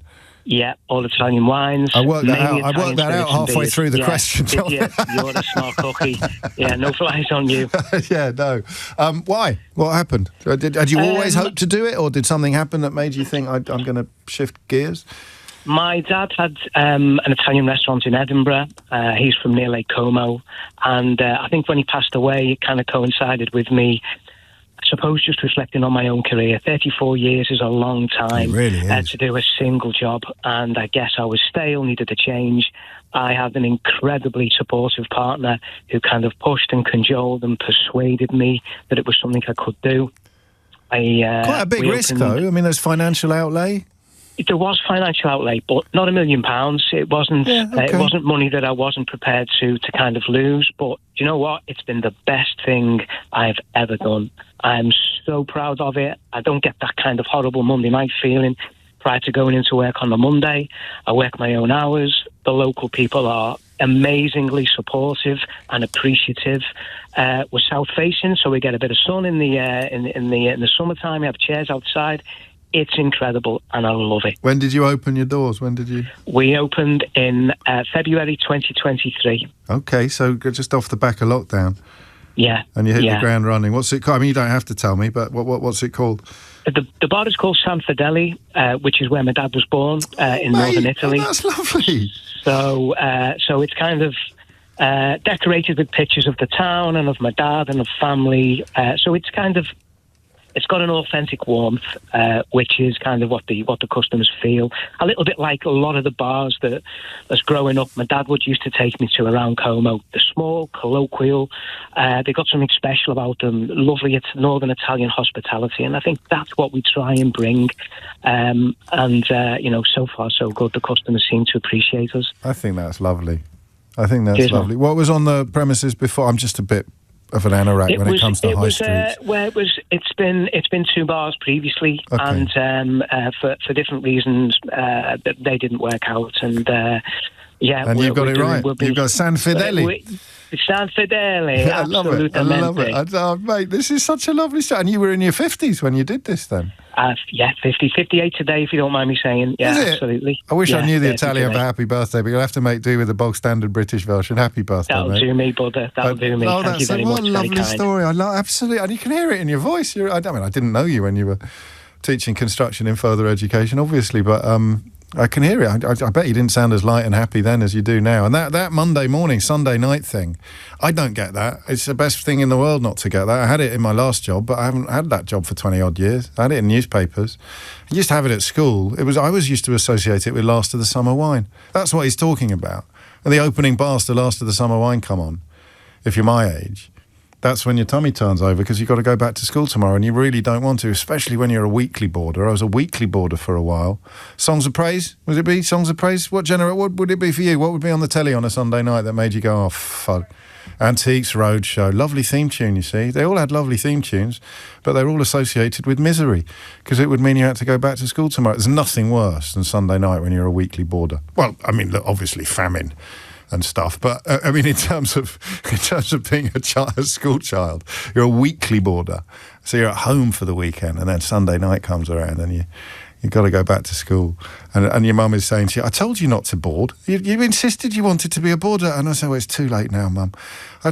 You've got to go back to school. I could be coming home every night. I could be having Mum's dinners, Yorkshire puddings, instead of eating the slop that they served. Anyway, sorry, I'm getting distracted. John, stay safe. Next time I'm in... Is it in West Kirby? He's gone, hasn't he? Is it in West Kirby? Anyway, we never know who does it. Is it in West Kirby, San Fideli? It is in West Kirby, yeah, that's us. I don't know why you hung around. I just went off on a complete tangent then, John. I'm very I'm very touched by your patience. Graham's in Ramsgate. Graham, what happened to you? Morning. Tangents are good for you, James. They are very good for you, it's true. And that's what we're talking about. Hey, isn't it? Yeah, spot you, spot the poet. To me? Well, several things happened to me on my little journey. I stopped being a company director with all the benefits that come with that. Yeah. The day I realised my company was no longer mine, all because I met somebody in the corridor at the water machine, asked him who he was being accompanied by, and he said, I work here. And I thought, this isn't my company anymore. So yeah, fair enough. I resigned the next day and became a taxi driver. And then at the age of 59, I'd been on a bit of a journey with my grandson, who's autistic, and I became a special needs teaching assistant, working with autism and other special needs. So because you did that because you realised that it was a sector that would benefit from people like you, or it was a sort? I mean, it was obviously almost vocational by this point. It's very odd to develop a vocation that late in life. I took a massive pay cut. Gosh. The arrival of the grandson taught me a lot about me. Go on. Because he's just so different, and it forced me to just completely think about life differently, and think about everything that you do that you take for granted differently. Yeah. And I realised I was quite good at dealing with it, if you know what I mean. Yeah. What does it take? Patience, obviously. What else? You have to, I'll use one of your phrases, you have to be able to give your head a wobble. Right. Of course you do. You have to realise you've got to develop a completely different palette of moods and reactions, haven't you? And you have to learn to see things in a completely different way. Because that is autism. They don't see the world the same as we do. I have some autistic godsons, and the thing that is hardest to do is to explain to people that they're not doing this because they want to, or because they're naughty, or because they don't care about your reactions or your feelings. They're doing it because they can't not do it. And they're perceiving what you perceive as a very, very, very simple, straightforward thing. They're perceiving it in a completely different way. And it's fascinating, and it caused me to change lane, as you put it. Yeah. Well, I didn't invent that phrase. I'm not claiming the credit. And also, you were already a taxi driver. Sorry. That was pathetic. What's the training process like? How long does it take to do it and to get? Well, I actually took a job working in a special needs unit. Yeah. But I didn't really need training as such because I had the life experience. So interview and a conversation explaining what your background was, what your interests were born of, and they thought, he could probably do a job for us. Yeah, and I went and did a single day under observation to make sure I wasn't a lunatic. Of course. What a lovely story. Yeah, I got the job. Final question, I promise. Look back. I'm getting a bit emotional. It's a lovely story, this. Final question. The difference between looking after children that are not, that you don't love. You might grow to love them, but you love your grandson from the minute he's born. So you're coming at him from a different space, from the space you're coming from when you're looking after children that you don't have a personal connection with, but you took to it. I spend my life wanting to be in their head. Yeah. If that doesn't sound mad. No, it doesn't sound mad at all, because that's the best way to help them. Sometimes we learn a lot about ourselves by doing exactly that. You suddenly realise what you thought was important, necessary, vital, isn't actually in the great scheme of things. And goodness me, what an important... It's never too late to learn that lesson, is it? No, so at the age of 59, I did that change, and I've never looked back. I'm a lot poorer as a result, but... And you're still doing it now? I did actually write a book about exactly the thing you're talking about. Go on. I wrote a book based on my experience when I left when I stopped being a company director. Yeah. And what I went on to do after. I won't name it because I'm not trying to sell anything here. But you can if you want, mate. In fact, the fact that you didn't means that you should. If you want. Oh, well, okay. Well, there's 3 books total now, but... Blimey. The original, honestly, give him an inch. Give him an inch, he'll take a mile. The original one was called Daisy's Diaries, and it's challenging life on a 1948 Triumph motorcycle, because that's what I did for a year when I gave up that. There'd be a lot of people listening who are on rails, Graham, you know, they just, and it never really occurs to them. And I suspect you were probably like this until suddenly you weren't, where you think, that's it now for me, this is what I'll do. This will get me over the wire, and then I'll retire or do something else. And then you've managed to bring in so many different dimensions to one life. It's a wonderful thing. Thank you. And your grandson is lucky to have you, Graham. Really lucky to have you. Not everybody in his situation is. It is coming up to 11:45. You're listening to James O'Brien. Good news from the Wirral. Brooke's been in touch. She says, I live on the Wirral and can confirm San Fideli is a 5-star wine bar. We went for an hour and stayed until closing time. Great wine, great food. And the bloke, I presume it was, and the bloke behind the bar is exactly the kind that you'd want to have a glass with. I kind of got that impression, to be honest with you. We'll stick it on the list, Keith, when we do our grand tour of hostelries and restaurants owned by listeners to this programme whose friendships we have built over the years. When I retire, that's probably what I'll do, actually. That'll be my lane change. I'll just go around the country. I'll pop down to see... I'll go see Francis in Norfolk for my eggs. I'll pop up to the Wirral for a nice... Primitivo, probably. I bet they've got a nice Primitivo in the cellar there. That'll be nice. And Keith will drive. I'll be in the sidecar, like Wallace and Gromit. James O'Brien on LBC. 11:48 is the time. Too many messages, too little time. I've lost the one I really liked about someone retraining as a barrister who's listening to the programme, retrained as a barrister, listening to the programme while waiting to go into court. But that was 40 minutes ago, so they're probably in court now, and they won't know that I actually saw their message and then managed to lose it. But it's a good example. Also, I can't remember what they were doing before, but it was definitely something that constituted an extreme career change. And that's what we're talking about. Ryan's in Sheffield. Ryan, what would you like to say?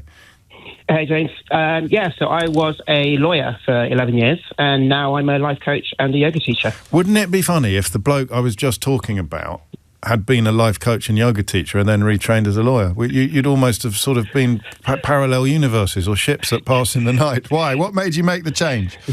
I guess the usual corporate story, really. I loved being a lawyer initially, and then had a child. That changed how I saw my life. I looked ahead and was like, I want to be around. I want to do the school run. I don't want to be working all the hours that God sends and be stressed out all the time.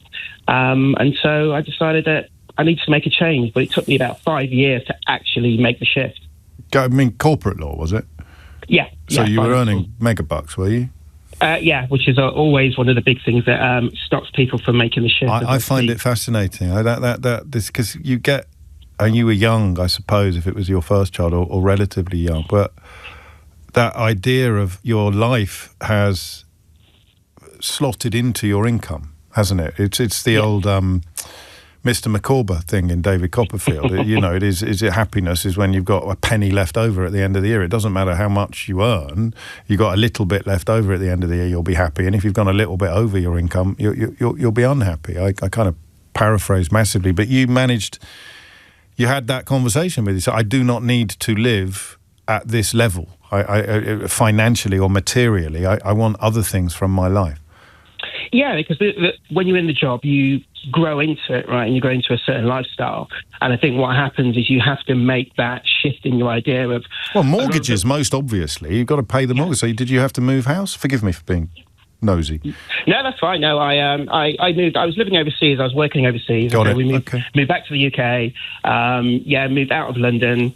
And the good thing about being a lawyer is I still have the skills. I can still freelance, but I'm not on that hamster wheel anymore. Yeah. And that was the big shift, really, is stepping off the hamster wheel, letting go of the status, letting go of the idea that you have to climb the ladder, and being comfortable doing good work. Well, you're in charge of your own destiny. You sound like you sound like a man who's in charge of his own destiny, and almost everybody on the megabuck city salaries is not, which is why the stress, as you say, is so considerable. Ryan, thank you. I'm moving on only because I have Oxfam's humanitarian lead in Nepal on the line, Santosh Pandey, who obviously has an awful lot on his plate today, joining me from Kathmandu. I suppose we should start with the very latest news, Santosh. What can you tell us about the situation on the ground? Yeah, thank you very much for this opportunity to speak on behalf of the Nepal. There was a massive flood in Nepal. Actually, it was a flash flood in Nepal, northern side of Nepal, in the areas we share the boundary with China. So it's early in the morning. So it was a massive flash flood. Within few minutes, the level of the river was like rise by meters, 7 or 8 meters. So people did not have the chance to receive the early warning messages or the evacuation decisions. So it has a major impact in the Nepal. Yeah. What will the response consist of when organisations like Oxfam start trying to bring aid to the area and support? What will be the key priorities? What will be the biggest jobs that your colleagues face? Yeah, thank you. So the first and foremost, because we are within hours of the crisis, so we are completely supporting and providing the technical assistance, whatever we can as a humanitarian agency to support the government to operate the search and rescue and life-saving operations right now, because there are a lot of people still missing, because the entire villages have been swept away. There was no one to count actually how many households were damaged by the disaster. The entire villages were swept away. So for now, we are supporting the government for the search and rescue operations. Apart from that, there has been an urgent appeal from the government of Nepal regarding the life-saving humanitarian assistance, including non-food items, the wash items, dignity kits, sanitary pads to the women's and so on likewise. Okay, and people can find out more about how they can help Oxfam by going to your website. Could you tell me something about the terrain affected? What kind of? Were they highly populated? Is it a built-up part of Nepal? And what would the dwellings? What would the buildings be like? No, because the damage was across the landscape of Nepal. It originated from the Himalayas. It flew to the mid hills and then up to the Tarai.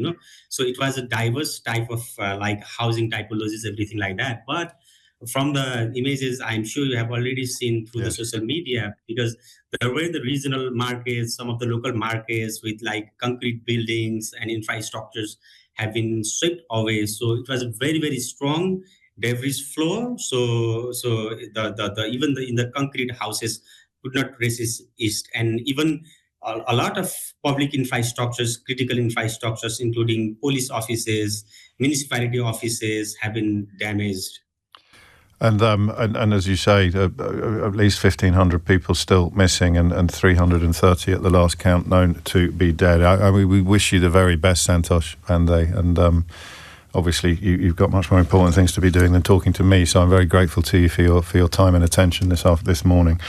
Santosh Pandey, there, the humanitarian lead in Nepal for Oxfam, where, as you will almost certainly know by now, the so-called flash floods, or a tsunami from the sky, as it was described by one of the aid workers already in the area, now using helicopters to search for survivors and drop emergency supplies to the thousands of people who have survived but who are now completely cut off in towns and valleys, because roads as well as entire villages have been washed away. And it is inevitable for our media to turn its attention to the number of British people affected, and it is estimated that 33 British tourists, including a 13-year-old girl, are believed to be among the hundreds of people who went missing yesterday in this catastrophic flood caused by a glacial collapse in the Himalayas.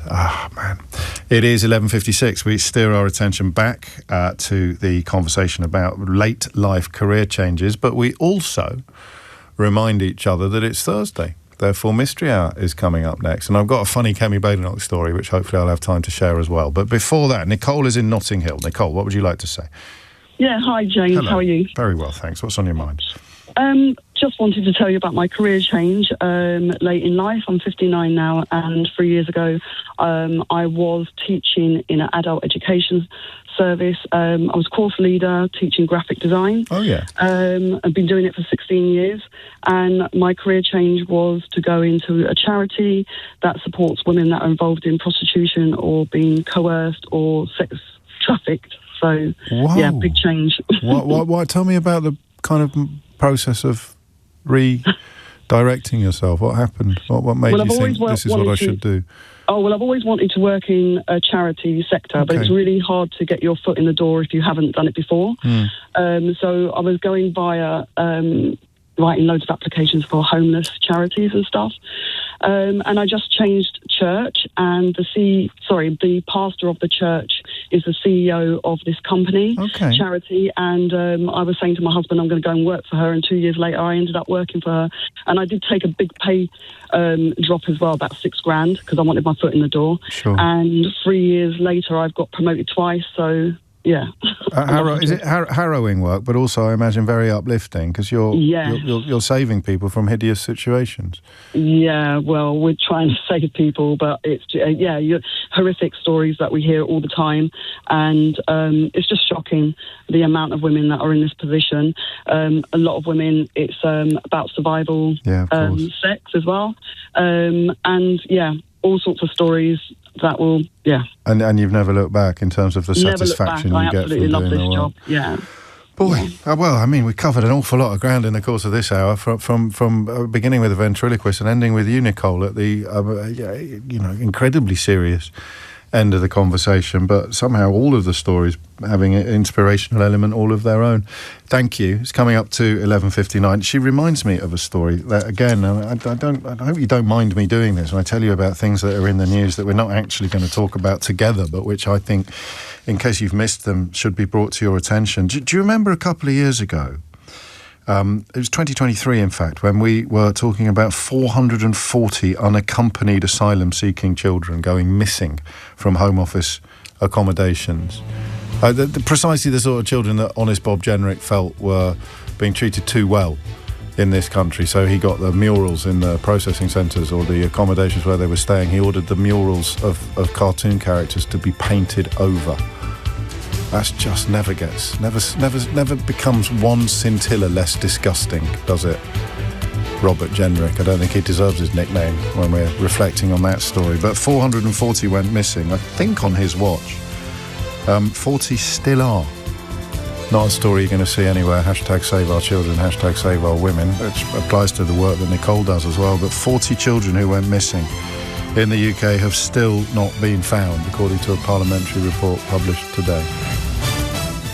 To work in a charity sector, but it's really hard to get your foot in the door if you haven't done it before. So I was going via writing loads of applications for homeless charities and stuff.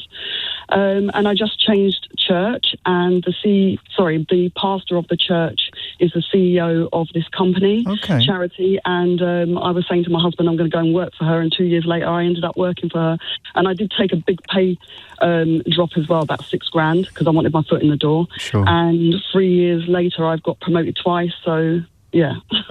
Is it harrowing work, but also I imagine very uplifting, because you're saving people from hideous situations? Yeah, well, we're trying to save people, but it's horrific stories that we hear all the time, and it's just shocking the amount of women that are in this position. A lot of women, it's about survival, sex as well, and all sorts of stories that will, And you've never looked back in terms of the satisfaction you get from doing the work. I absolutely love this job, yeah. Boy, well, I mean, we covered an awful lot of ground in the course of this hour, from beginning with the ventriloquist and ending with you, Nicole, at the incredibly serious end of the conversation, but somehow all of the stories having an inspirational element all of their own. Thank you. It's coming up to 11:59. She reminds me of a story that, again, I hope you don't mind me doing this, and I tell you about things that are in the news that we're not actually going to talk about together, but which I think, in case you've missed them, should be brought to your attention. Do you remember a couple of years ago? It was 2023, in fact, when we were talking about 440 unaccompanied asylum-seeking children going missing from Home Office accommodations. Precisely the sort of children that honest Bob Jenrick felt were being treated too well in this country. So he got the murals in the processing centres or the accommodations where they were staying. He ordered the murals of cartoon characters to be painted over. That's just never becomes one scintilla less disgusting, does it? Robert Jenrick. I don't think he deserves his nickname when we're reflecting on that story. But 440 went missing, I think, on his watch. 40 still are. Not a story you're going to see anywhere. Hashtag save our children, hashtag save our women. Which applies to the work that Nicole does as well. But 40 children who went missing in the UK have still not been found, according to a parliamentary report published today. On your radio, on the LBC app, and Play LBC. Leading Britain's conversation. This is LBC. From Global's newsroom at midday, Andy Burnham says the UK has offered £5 million to the Nepalese government following devastating flash floods. More than 30 British tourists are among hundreds of missing people near the Nepal-Tibet border. At least 270 people have been killed. The Prime Minister says emergency responders are also on standby to help. In the past, Nepal has been there for Britain in our hour of need, and we will be there for Nepal in its hour of need right now. So the immediate offer that the Foreign Secretary has relayed to the Nepalese government is an offer of first responders, search and rescue support. Britain excels in this, and we're there and we're ready to be deployed. Investigations are underway after a vehicle was crashed into a wall outside a house near Middlesbrough in the early hours of this morning. The property in the South Bank area was empty and no injuries have been reported. Police say it's not yet been confirmed whether they're linking it to what happened to wider organised crime. 2 men have died after falling into a slurry tank in Cheshire. It happened on a farm at Ashton by Budworth yesterday. The men aged 72 and 42 were pulled from the tank by emergency teams but couldn't be saved. Official figures show 13% of 16 to 24-year-olds were not in education, employment or training between April and June. 981,000 are currently classified as NEETs. That's down 30,000 on the previous quarter. The Office for National Statistics says just over half of that figure are young men. The Work and Pensions Secretary, Pat McFadden's, told LBC this morning he is determined to help people find employment. Well, what we've started to do is change the system by reducing the financial incentive and the financial difference between the health element and the standard element, and also inviting those young people to come forward, engage with support. Yes. The Home Office says the number of people being housed temporarily in asylum hotels fell to just over 16,000 at the end of June. That's a drop of 50% compared with the same point a year ago. And plug-in solar panels can now legally be sold in the UK for the first time. It's hoped that the devices could reduce household energy bills by more than £100 a year. In the city, a short time ago, the FTSE 100 trading down 54 at 10,824. The pound buys $1.35 and a euro 16. LBC weather, heavy rain will continue to push north over England and Wales throughout the afternoon. Mostly dry for Northern Ireland and Scotland, a high of 26 degrees.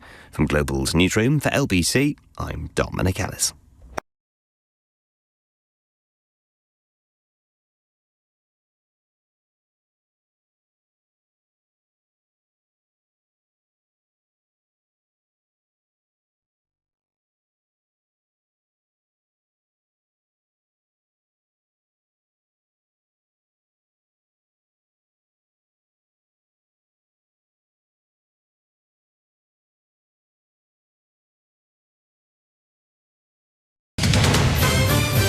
This is LBC from Global, leading Britain's conversation. Mystery Hour with James O'Brien.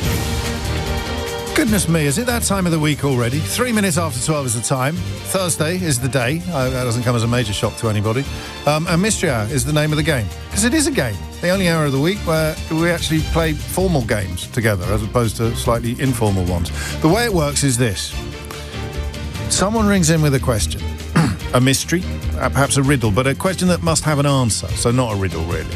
A question that has an answer you have so far been unable to find. But you're pretty sure it must have one. So it's like a who question, or a why, a where, a when, a whither, even, as the immortal words have it, the occasional wherefore. And having got your question on the board, someone else will ring in with the answer.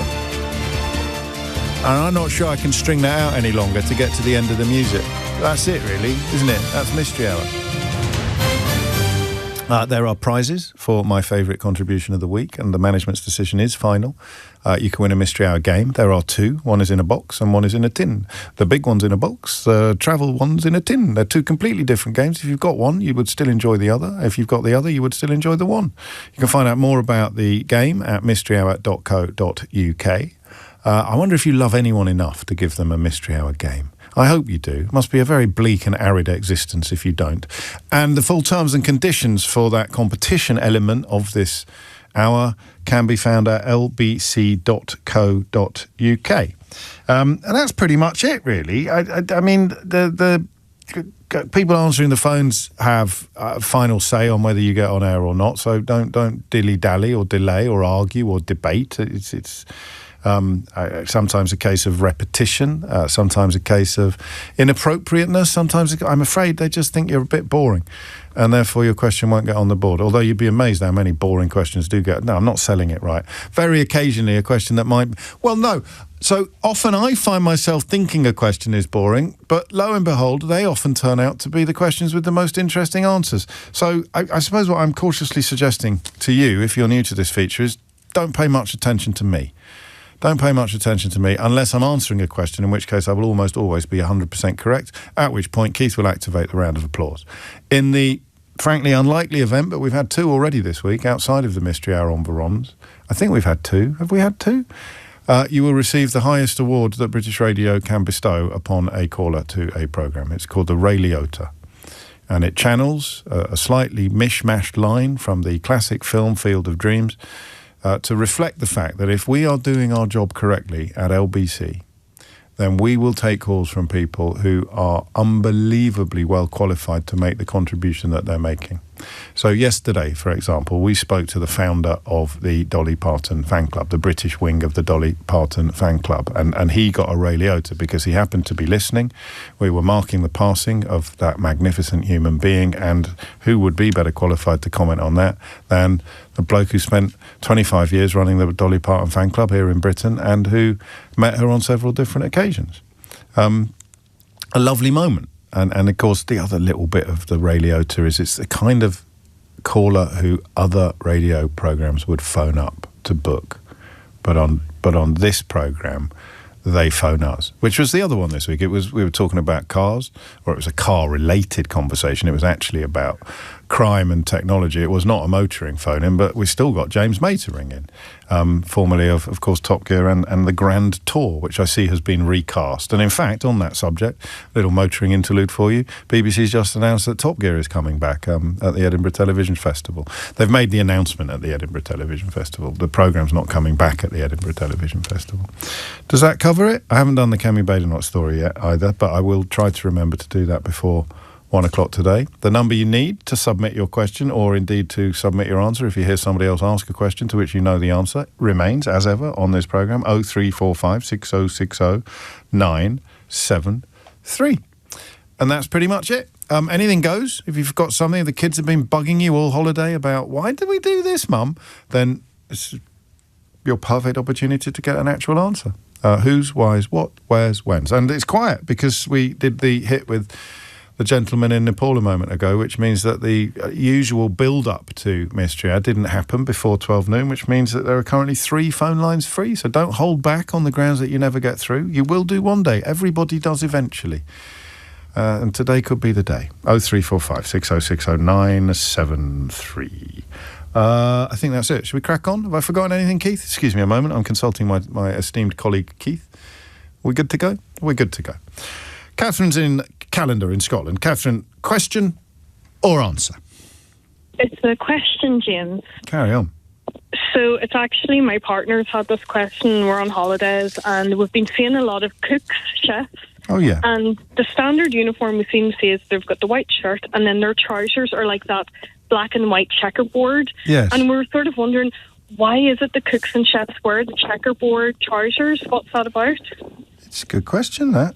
The black and white check trousers in the kitchens. Everything else makes sense. Why would they wear those? I like that. Have you seen the film Tony yet? Have you seen Tony? Tony, no. Is it good? Yeah, it's brilliant. It's about the chef, Anthony Bourdain. Oh, yes. No, I haven't seen it yet, but it's on the list. I absolutely recommend it. It's an absolute scorcher of a film. And do you know who's in it? Who?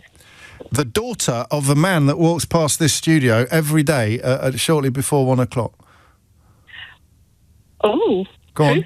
I know, you've got to have a guess.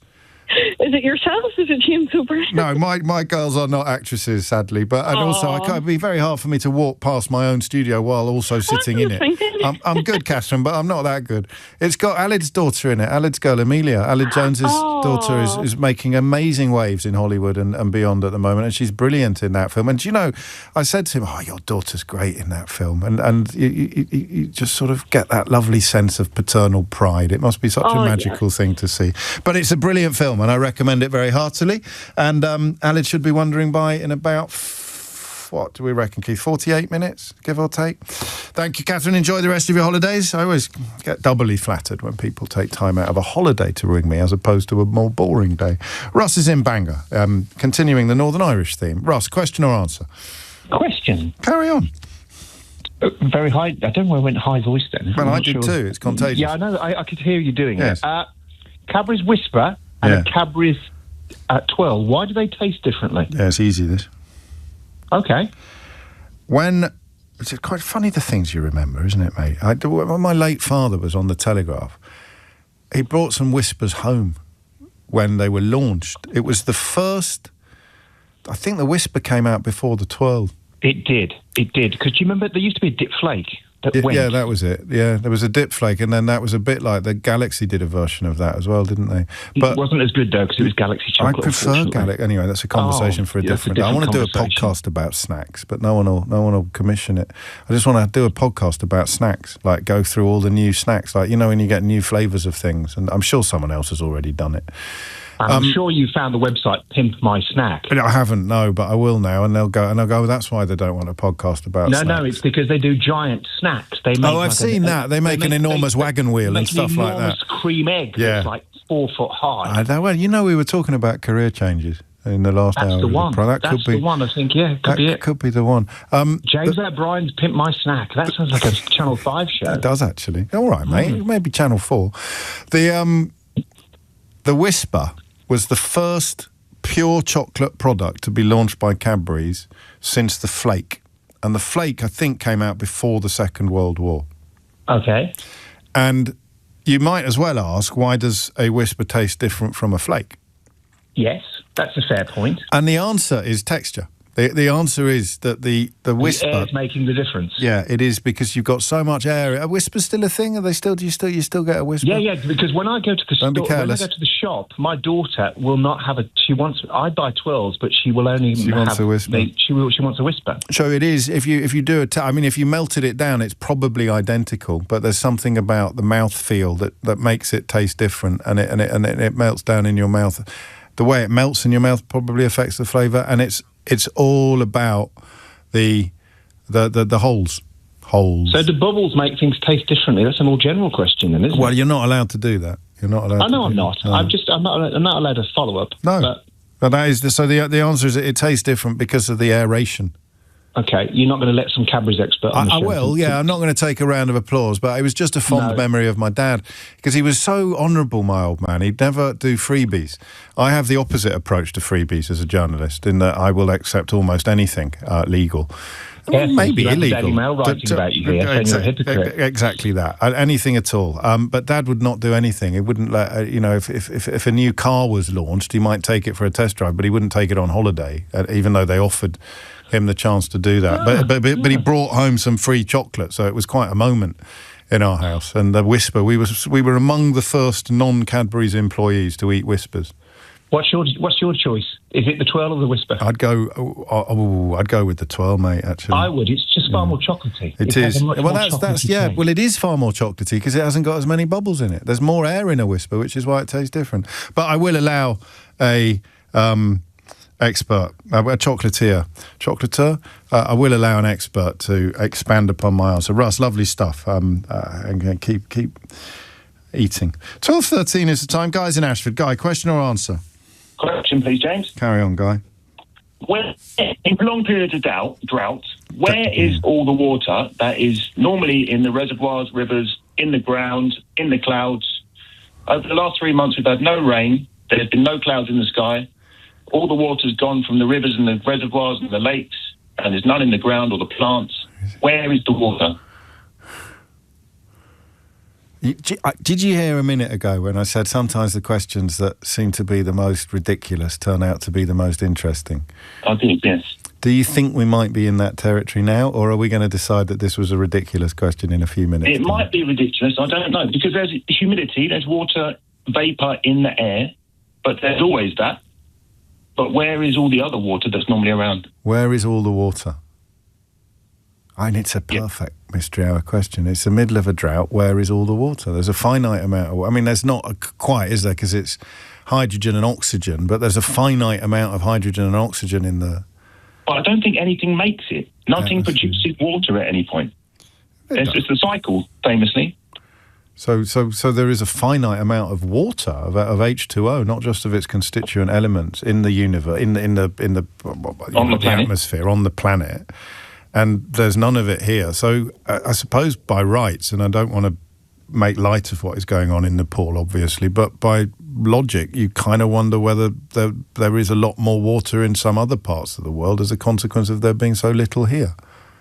Yes, but where? The whole of Northern Europe has been in the same sort of situation we have. Yeah, it has. Where is all the water? Okay, you're on. Thank you very much. I like it. As I say, it may turn out to be daft, but the fact that neither of us can work out why it might be daft means that for now, at least, it's not daft. 03456060973. A message for... Oh, I see. Emma sent me a message saying, I completely agree with this caller. About halfway into Guy's conversation, I thought, how can you agree with Guy? He's asking where all the water is. But, of course, you were referring to the preference of a twirl over a whisper. You're just probably a minute behind. 12:16 is the time. James O'Brien on LBC. 15 minutes after 12, you are listening to James O'Brien on LBC. Why do chefs wear check trousers? Why do whispers taste different from twirls or flakes? Do you know that a flake can't melt? Did you know that? It's one of those little useful bits. Speaking of fascinating bits of trivia, I've got an absolute doozy for you. I can't believe I haven't shared this with you before. This is my favourite bit of film trivia, and I can't believe I only discovered it last week. If you already know the answer to this, forgive me, but you'll have to agree that it is absolutely incredible. Who was the role of John McClane in Die Hard, right? To whom was there a contractual obligation to offer that role before they could offer it to Bruce Willis? And if you guess correctly on this, then I think you should be Pope or something. Who with a contractual obligation to offer the role of John McClane? They turned it down for reasons that when you know the answer will become obvious. They were alive, but there was a contractual obligation to offer the role of John McClane in Die Hard to this actor before they could offer it to anybody else. And when you find out who it is, you will never forget. It's one of those little nuggets of trivia that are unforgettable. And the reason why I'm thinking about it is because someone awful called Glenn, a terrible person, is currently putting together a pub quiz for tonight. I don't know what pub it's at, and frankly, I don't want to. And they are putting together a mashup of two people. I don't know if you've seen this round in a pub quiz. It's quite a fun round, and you have to identify both people in the mashup. And obviously, Glenn, I'm giving away the answer to your quiz because Glenn has mashed my face with Nigel Farage's. And I'm not sure I'll ever be able to unsee that, Glenn. So thanks, mate. Thanks a lot. 19 minutes after 12. Wayne is in Bridlington. Wayne, question or answer? Hi there, I've got a question. Carry on, Wayne. So when I ask people this in general, they look at me like I'm weird, but it's always bothered me. So what's the smallest living thing inside our body? Now, what I mean by that is we have, like, for example, bacteria. Now, does that bacteria have things living inside of that? And if it has, do those things have things living inside of that? And how small does it go? When does it stop? I can answer some of your questions. No. Yeah. Would be the answer to one of them. It doesn't. It's not. They're not like Matryoshka dolls. They're not like those Russian dolls. And the smallest thing will be a monocellular organism. So it will be it will be an amoeba. Yeah. That will be it, because it's just one cell. So you can't get smaller than a single cell. It's a song, that. You can't get small. Oh no, that's the Quick Fit advert. You can't get smaller than a single cell. So the answer is amoeba. Do those things have smaller things inside of them? No, it's because it's only one cell. So every living thing consists of cells. Yeah. So if you get down to some living thing that consists of a single cell, it can't have another living thing inside it. Right. Okay. Do you get it? Not really, but I'll take your word for it. Well, I feel I've let you down if you don't. Let me try again. So you are made of cells, right, Wayne? Yeah, science was never my strong point. Biology was never my strong point in school. Yeah, I mean, I kind of worked that out. How many cells do you think there are in the average human being? No idea. No, nor have I, so I'm going to check. There are about 36 trillion cells, Wayne, give or take, in the average human being. So you consist of 36 trillion cells. Yeah. An amoeba consists of one cell. Right, okay. One cell. Every living thing consists of cells. Yeah. So, for example, in a dog, there are approximately lots of cells. I give up now. I'm not going to keep looking through. So if it's only got one cell, there can't be anything smaller than it, because it would not be made of cells. Right, okay. And silly question again. So is a cell classed as a living thing? An amoeba is, yes. An amoeba? An amoeba is a unicellular organism, and an organism is I think, a synonym for a living. Between you and me, Wayne, I was crud at biology as well, so I could be... So do amoebas have amoebas inside them? No, they can't have amoebas inside them, because... Are you teasing me now, Wayne? No, I'm not saying really daft. It can't have something inside it that's smaller than it, because it's only one cell. Right, okay. Okay? Okay. Yeah, excellent. All right. Yeah. You're going to carry on asking people about this, aren't you? I'm going to have to... I know you are. I don't know why I bother, but yeah, maybe, yes, right, to get on a large language. Go on, Keith, I'll take a round of applause until someone tells me why I'm wrong. 36 trillion cells in a human, Keith. Did you know that? You live and learn, don't you, eh? Charlotte's in Crystal Palace. Charlotte, question or answer? Question, James. Carry on, and it is, what's happened to shire horses? I don't know, mate. What has happened to shire horses? I don't know. Well, they used to deliver beer, didn't they, in London? We used to see them around, and now where have they gone? Is it a full moon? This is one of those mystery hours that I think might... what do you mean, what's happened to shire horses? Just because they don't deliver... They're just not... They haven't got a job anymore. What are they doing? Well, they're in museums. No, come on now. We need to know where they are. There's a shire. I think they've got shire horses at the Black Country Museum in Dudley. I want to know. I want to know if there are any there's some in Bewdley. I've seen some shire horses in Bewdley. They'll be on farms. Are they working? No, not really, no, because why would you get a horse to do something that a blooming great tractor can do? Well, so I'm just worried about them. I need to know properly what's happened to shire horses. Yeah, but you can't answer this question. It's like saying, where does all the rain go? We can take a call from someone who can say, I've got a shire horse, but it doesn't answer your question, does it? Yes, sort of. So you just want us to find... So your question is, Charlotte, can you find a shire horse, James? I want to know how many there are and whether they're happily employed. But no one's going to be able to answer that question, except perhaps the Shire Horse Association. They're not in education, employment or training, these shire horses. Oh, exactly. Yeah. We need a project. So, I mean, you know where they've gone. I don't know where they've gone. It's sad. I need to know. All right. I mean... Go on, stick it on the board for me. Well, I'm going to stick it on the board for you, but I'm not impressed, frankly. Where have all the shire horses gone? 0345 6060 973. I don't know what's worse, the question about the amoeba or the question about the shire horses. How many cells are there in a shire horse, Keith? I'd estimate about 50 trillion, I reckon. Yeah. Where does all the water go? What's happened to Mystery Hour today? Where does all the water go?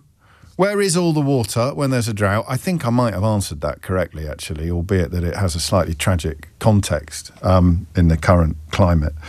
Why do whispers taste different from twirls, and why do chefs wear check trousers? If you can answer any of those, please do. 0345 6060 973. Ian's in Harlow. Ian, question or answer? Question, please, James. Carry on. Brain freeze. Oh, yes. What's that all about? So you've got a nice frappe, ice cold frappe. You take a big slurp, and suddenly you get this excruciating pain in front of your head, and you go, "Oh, I won't do that again."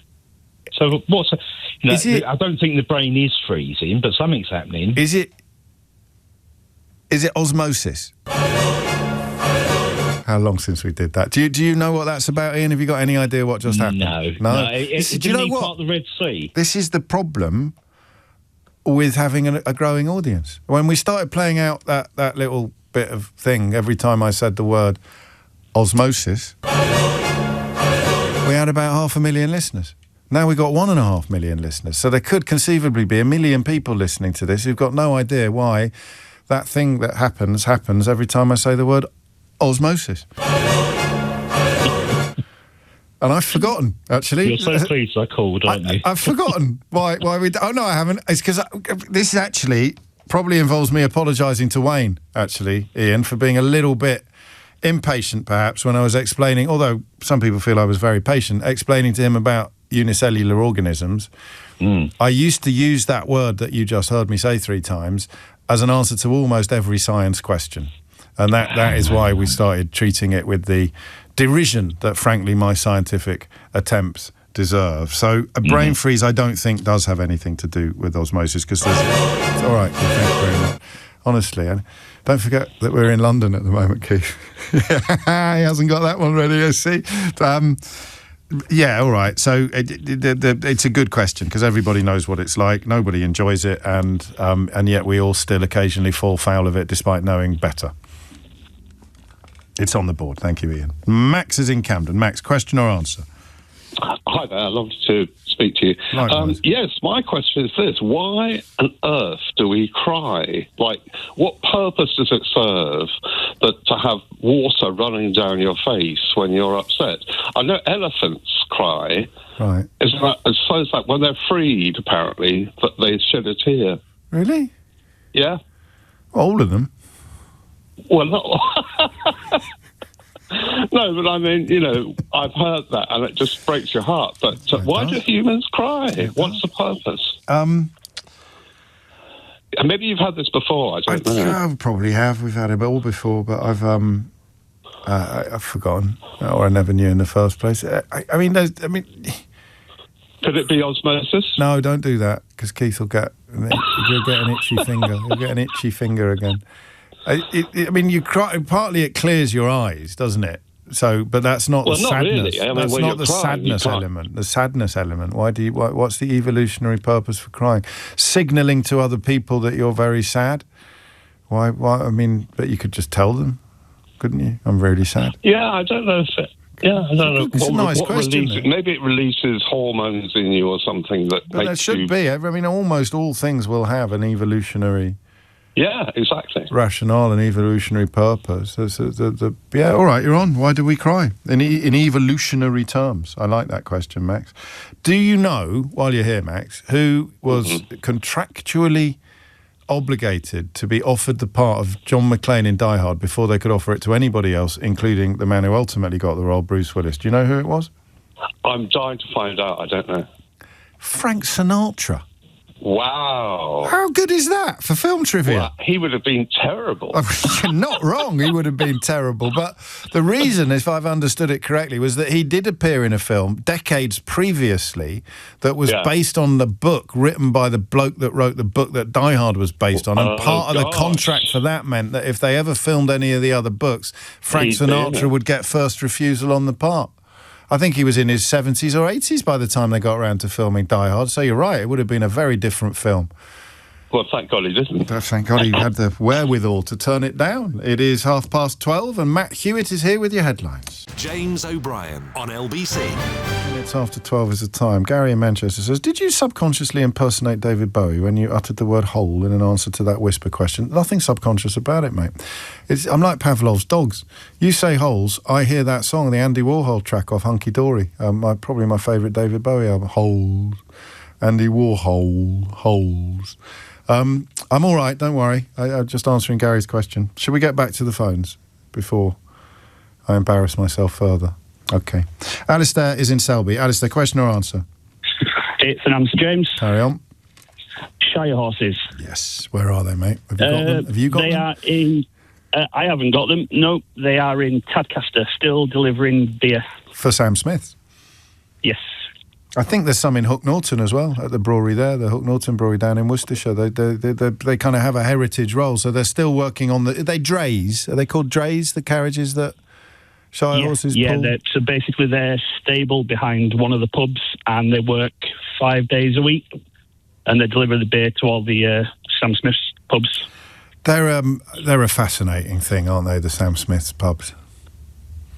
Yeah, he died recently, the owner, and I believe it's his family that are running it now, so there's a few more that are opening up and stuff now, because quite a lot were closed. I mean, they are a one-off, really, in the context of... Cause was it Humphrey Smith? Was that his name? Yes, and Humphrey, he was almost like a sort of Victorian eccentric, wasn't he? He had all these rules in his pubs because it was an empire that he owned. He could do whatever he wanted, so they banned phones long before anybody thought banning phones in pubs would be a good idea. And the most amazing thing is every single thing for sale in a Sam Smith pub is own brand. Yeah. Even the lemonade. And exported a lot to America, weirdly. The beer's delicious. Massive. But if I want a Coke, I want a Pepsi or a Coke. I don't want Sam Smith's cola, do I? But every single thing in there was own brand, still is. There's one near me. There's a lovely pub on the river, just beyond Brentford on the way to Richmond. That's a Sam Smith. Anyway, I digress. I'm showing my enthusiasm for pubs in general. What are your qualifications? I've been to Tadcaster and saw them with my eyes. Well, there you go. So, I mean, I don't know whether that's going to satisfy Charlotte. Frankly, she seemed like trouble. But we found at least some of the Shire horses. And there are others at other breweries as well, and probably some at some old working museums and things like that. And obviously a lot fewer than they used to be. Round of applause for Alistair, who has seen a Shire horse. The Cheshire Cheese is a Sam Smith's pub, isn't it? On Fleet Street. It's one of my all-time favourite pubs. I haven't been there for years. Ben's in Epsom. Ben, question or answer? It's a question. Carry on. It's about senses. Yeah. So it's about if you try and picture someone that you know, yeah, you can picture them like as if they were sitting in front of you. Yeah. Yeah, and if you were to sort of try and imagine a sound that you knew, like the sound of somebody speaking that you knew well, or singing, or a song, you could kind of hear that in your head. Yeah. But you can't do that with smells. You recognize smells when you smell them. So if you walk into a restaurant or you're cooking something, you can recognize those smells. Yeah. But you can't kind of, picture's the wrong word, but you can't... generate. Yeah. And I think that's true also for touch, maybe. Yeah. Okay. I think I know this. Okay. Well, it's molecular, isn't it? Is it? Yeah. There's no molecules in a memory. There's no molecules in a mental image, but there's molecules in a smell. So unless you've got the right molecules there, you're not going to be able to recall the smell. You're not going to be able to regenerate the smell. And the same with touch. Unless there's something to touch. You touch things in your dreams and you smell things in your dreams, I suppose. So you can send the message to your brain that the molecules are there. But when you're conscious, if the molecules aren't there, you're never going to be able to generate a smell. Yeah, maybe. It works as an answer. I mean, because it sounds clever because you can just say, oh, it's molecular. Yeah. It must be that, mustn't it? Why can't you remember smell? Well, recall is the word we're looking for. Why can't you recall a smell? The answer is because you can't conjure up a smell because it's molecular. Yeah, recall is definitely the word. I was thinking that perhaps it was more to do with a particular part of the brain. I wouldn't have thought so. I wouldn't have thought so, because you can smell things in your dreams, or at least you think you can smell things in your dreams, which means that part of the brain... I don't think you do smell things in your dreams. Oh, you do. You do. Don't you? No, I don't think so. Hang on. Keith, do you smell things in your dreams? No? I think you see people in your dreams, and you probably I think you smell things in your dreams. You'd notice if you didn't smell anything in your dream, because you've got a full gamut of all the senses. Eleanor had a dream about me the other day. She spilt loads of coffee on me. I don't know what that means. Perhaps a Jungian psychologist can ring in and tell us. Could you smell... Was it my enormous mug full of coffee? Good Lord. I must have been drenched. It's a miracle I survived. Could you smell coffee, Eleanor, in that dream? Yeah, we think she could, mate. Yeah, you can. Oh, dear. It must be me, then. Yeah, it must just be you. All right. I mean, I'll leave it on the board. Why can't we recall smells? But I think I've answered it. I'm just not greedy, so I'm not going to give myself another round of applause on this one. I like it, Ben. Carry on. 12:38 is the time. You know it's a vintage mystery hour. Right, Phil, when one of the qualifications is, I've seen a horse. Please never change, mate. Phil, I'll do my best, but thank you, and you're right. Kevin's in Cheltenham. Kevin, question or answer? Hi, James. Hi, Kevin. My question is, can a man swim so fast through the water that he can breach like a dolphin or a whale?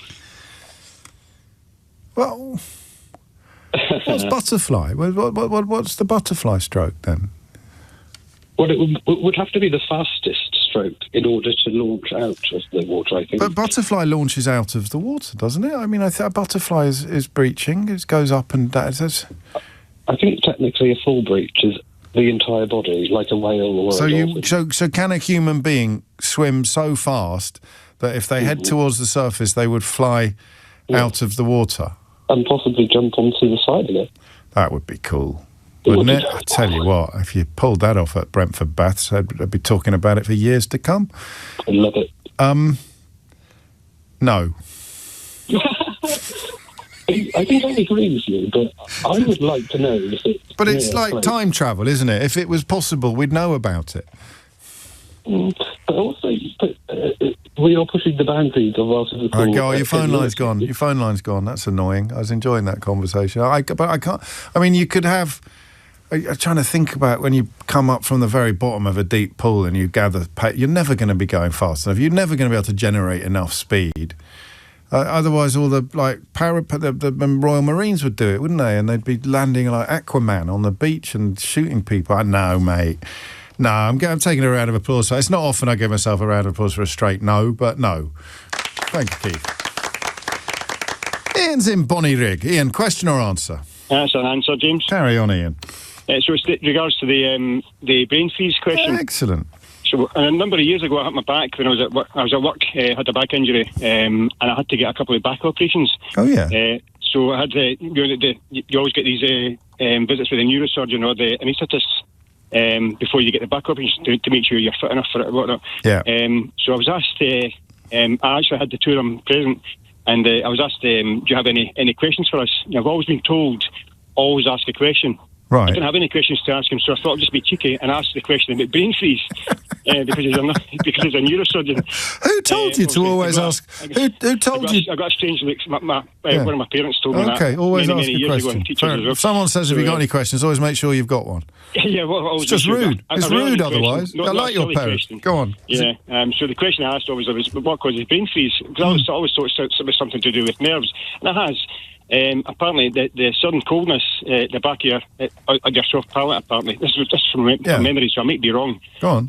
Or a bit mistaken. It's got something to do with the sudden coldness on your palate sends signals through your nervous system to the front of your brain, which causes what they call referred pain, and that's what I was experiencing at the time as well. With back injury, I was feeling pain down my leg and on my foot. It's called referred pain. So that accounts for the pain in the forehead, and also it causes the blood vessels to constrict, which causes the sort of numbness, if you like, in your head. It's just as simple as that. Makes sense.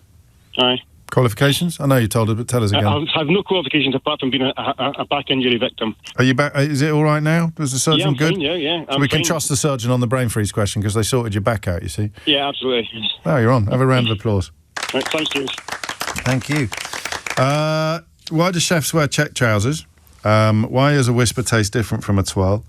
Where is where is all the water when we're in a drought? Where is all the water? We've done that one. We've done that one. We've done that one. Why do we cry? What's the evolutionary explanation for crying? Why can't we recall smells? And I've done that one as well. Synchronised swimmers don't breach. Your feet come out of the water. You're swimming so fast that the whole body comes out of the water. It's not possible. If it was possible, Torpedo would have done it, wouldn't he? Ian Thorpe would have done it. The fastest swimmer ever would have done it. And he didn't. And he hasn't, therefore it's not possible. 12:43 is the time. I need answers to those questions. I'm not here for my own amusement, Give me a ring now. 0345 606 0973 if you can do the chef's trousers, the whispers, the water, the smells and the crying. Davey's in Edinburgh. Davey, question or answer? It's a question, James. Carry on. I got called through to my neighbour's house last night. Oh, yes. And behind their fridge, there's little pops and flashes of light. Ooh. And pulled the fridge out, and there's a heavy electrical cable running through there, supplying the cooker. Right. And it's been chewed through. Oh, dear. Why? Why do mice, why are they attracted to PVC of electrical cables? I might know the answer to this one. Oh, good. And it's only because I know a bit about squirrels. Yeah. And rats. And if they didn't, and I don't know if it applies to mice, but I'm thinking they're in the same kind of ballpark. Before I start speculating, I just want to clarify, you were called round because you're the local bloke. I'm the helpful neighbour. The helpful neighbour, yeah. I just wanted to clarify that. So if a rat did not gnaw stuff, right? Yeah. Then its teeth would be about a foot long. They would never stop growing. They're not like human teeth. So they have to gnaw all the time in order to keep their teeth short.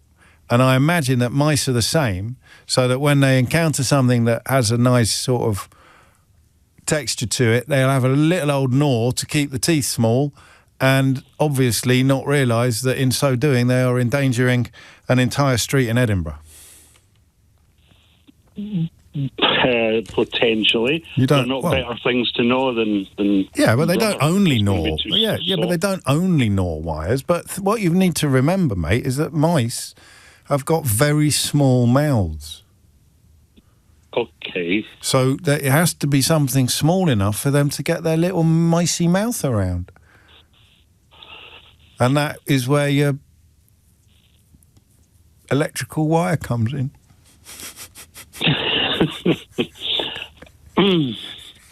It's good, but it's not definitive. There must be something in PVC that they like. It could be soy, could it? Soy or something? Soy electric. Yeah. Right, you're on. Okay, why do mice gnaw wires? 0345 606 0973 is the number that you need. The time is 12:46. The story I wanted to share with you, it made me laugh so much. I don't know if you saw Kemi Badenoch claiming... I love Kemi Badenoch, right? She is just the best ever. If I had one scintilla of her self-belief, I would be Pope by Christmas. So she's been telling everyone that Georgia Maloney told her that she should not have any coalitions with Nigel Farage and should be her own woman and stand her ground. Kemi Badenoch, being Kemi Badenoch, you can probably guess what's happened now. But I'm not going to tell you until after the next break. So, just so if Kemi, I never have gaffs Badenoch says, I had a lovely meeting with Georgia Maloney and she said to me, you've got to stand your ground and be your own woman and don't have any coalitions with Nigel Farage. What is almost certain to happen next because Kemi Badenoch never has gaffs? I'll tell you after this. James O'Brien on LBC. Is the time, and the answer inevitably to what happened next after Kemi I never have gaffs Badenoch claimed that Giorgia Meloni, the Italian Prime Minister, had told her not to ever have any coalitions with anybody else, including Nigel Farage. Giorgia Meloni's people denied that it had ever happened. Giorgia Meloni's allies have denied claims that she told Kemi Badenoch not to make an electoral pact. Good job she never has gaffs, because if she ever had a gaff, that would be so embarrassing, wouldn't it? Wayne is in Basildon. Wayne, good afternoon. Hello, sir. How are you? Very well indeed. Question or answer? It's an answer to the where's all the water gone? Yeah, can I just read something from our WhatsApp group? Okay. For the benefit of people who aren't in it. There's two things. The first is, Scott wrote, I vote for Dickie Hart to do your holiday cover, which I thought was quite amusing. That's going back to the ventriloquist that we had on in the last hour, one of whose puppets is called Dickie Hart, which I missed. It's a pun that I missed at the time. But then he wrote Wayne with 4 A's and 6 Y's and 7 N's. He's like, Wayne! And I had no idea what he was talking about. So I wrote, what? And Scott replied, the bloke asking all the water is, surely this is Wayne's moment. He's been wanging on about it all week. And here you are, as if by magic. There you go. It's a very simple answer. Yeah. It is the water cycle, and I did mention this a couple of weeks ago. You did. All of the water that we are evaporating here will eventually cool down and then descend into rain. And now we're looking at the floods we're getting in Nepal. Yes. Now, the water you're getting from Nepal is probably from the Hanningfield Reservoir by me. Because that's like it's gone up into the sky. It's travelled all the way around the world, and it's fallen back to Earth in a different. Yeah, it's just the fact of the matter is we're looking at it in a very sort of local, sort of kind of xenophobic way. You know, no, it's not. Bring xenophobia into everything, you snowflake. Honestly. Who's nicking our water? Yeah, it's nicking our water. So that is the answer to Guy's question. Is that the water just goes. I don't want to say on holiday, but it just goes to other parts of the world that haven't got a drought. In fact, some of them have got the opposite of droughts. If you look at sort of like hemispherical sort of weather traits, if it snows in New York, normally 2 weeks later we get it. So it works that way around the Earth. Nice. Qualifications? A domestic energy assessor, and had to learn about exposure zones in the UK in order to ascertain whether a house is worthy of having cavity wall insulation. That's just your side hustle these days. Yeah, you know it is. That's not your main job anymore, is it? Milky. I know. So I was in Hornchurch with Wayne a couple of weeks ago, which is where his round is. And I don't know if you've got any friends who are milkmen or indeed milk women, but Wayne can point at a house and tell you what their delivery is. So we were walking to the football in Hornchurch, and he would point at a house and he'd go, 2 pints of oat milk. And then we'd go past another house and he'd say, pint of gold top every other Thursday. And it occurred to me on the way home, you could have been completely making that up. Mate, why would I lie about something like that? That's a very good question. Have a round of applause. Cheers. I'll see you tomorrow, actually. I'll see you later. All right. 12:53 is the time. Craig is in Edinburgh. Craig, question or answer? It's an answer, James. Carry on, Craig. It's the answer to whether we can basically smell things that aren't there. Oh, yes. And it wasn't quite that, but I'm going to enjoy your answer anyway. But go on. The answer is that some people basically can conjure smells and other people can't. Oh, really? Yeah, so it's basically... Synesthesia is probably linked to this a bit, is it? Because some people get smells in their senses when they see a certain colour. Well, it's funny you mention that because we've spoken before. I'm a whiskey maker, and one of my colleagues I'm meeting this afternoon has synesthesia, which made me really interested in this question. Yeah. So he's made a whiskey last year, and the tasting notes was a spectrum of colour as opposed to words on a page, which was fascinating. And did it make sense to you? It does. I've got a little bit of synesthesia. I can smell purple and green, for example. Gosh. But not to the same extent as he has, where you can put an entire, whiskey and just into colours. Sheila's got synesthesia as well. Sheila Fogarty. Yeah. I don't know what her I don't know what hers is. I don't know whether it's smell related or something else. And at Lush, the wonderful company that does all of the cosmetics, they do synesthesia massages now at Lush. If you at the bigger branches, so the smells will be very much part of the whole process, the whole sensory experience. I love that, but it doesn't answer the question of why we can't. Can your friend remember a smell?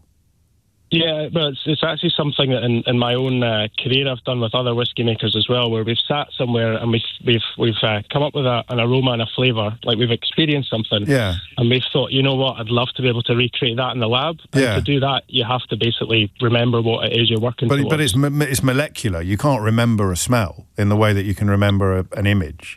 In terms of actually smelling something, when it's there, it's molecular. But the reason that I know that some people can and some people can't is it was Darren Brown did a live TV show a few years back where he made people at home smell peppermint. Okay. Some people could and some people couldn't. Oh, so it's a capacity, it's a brain thing. Some of us have got it. It's a bit like the taste of coriander.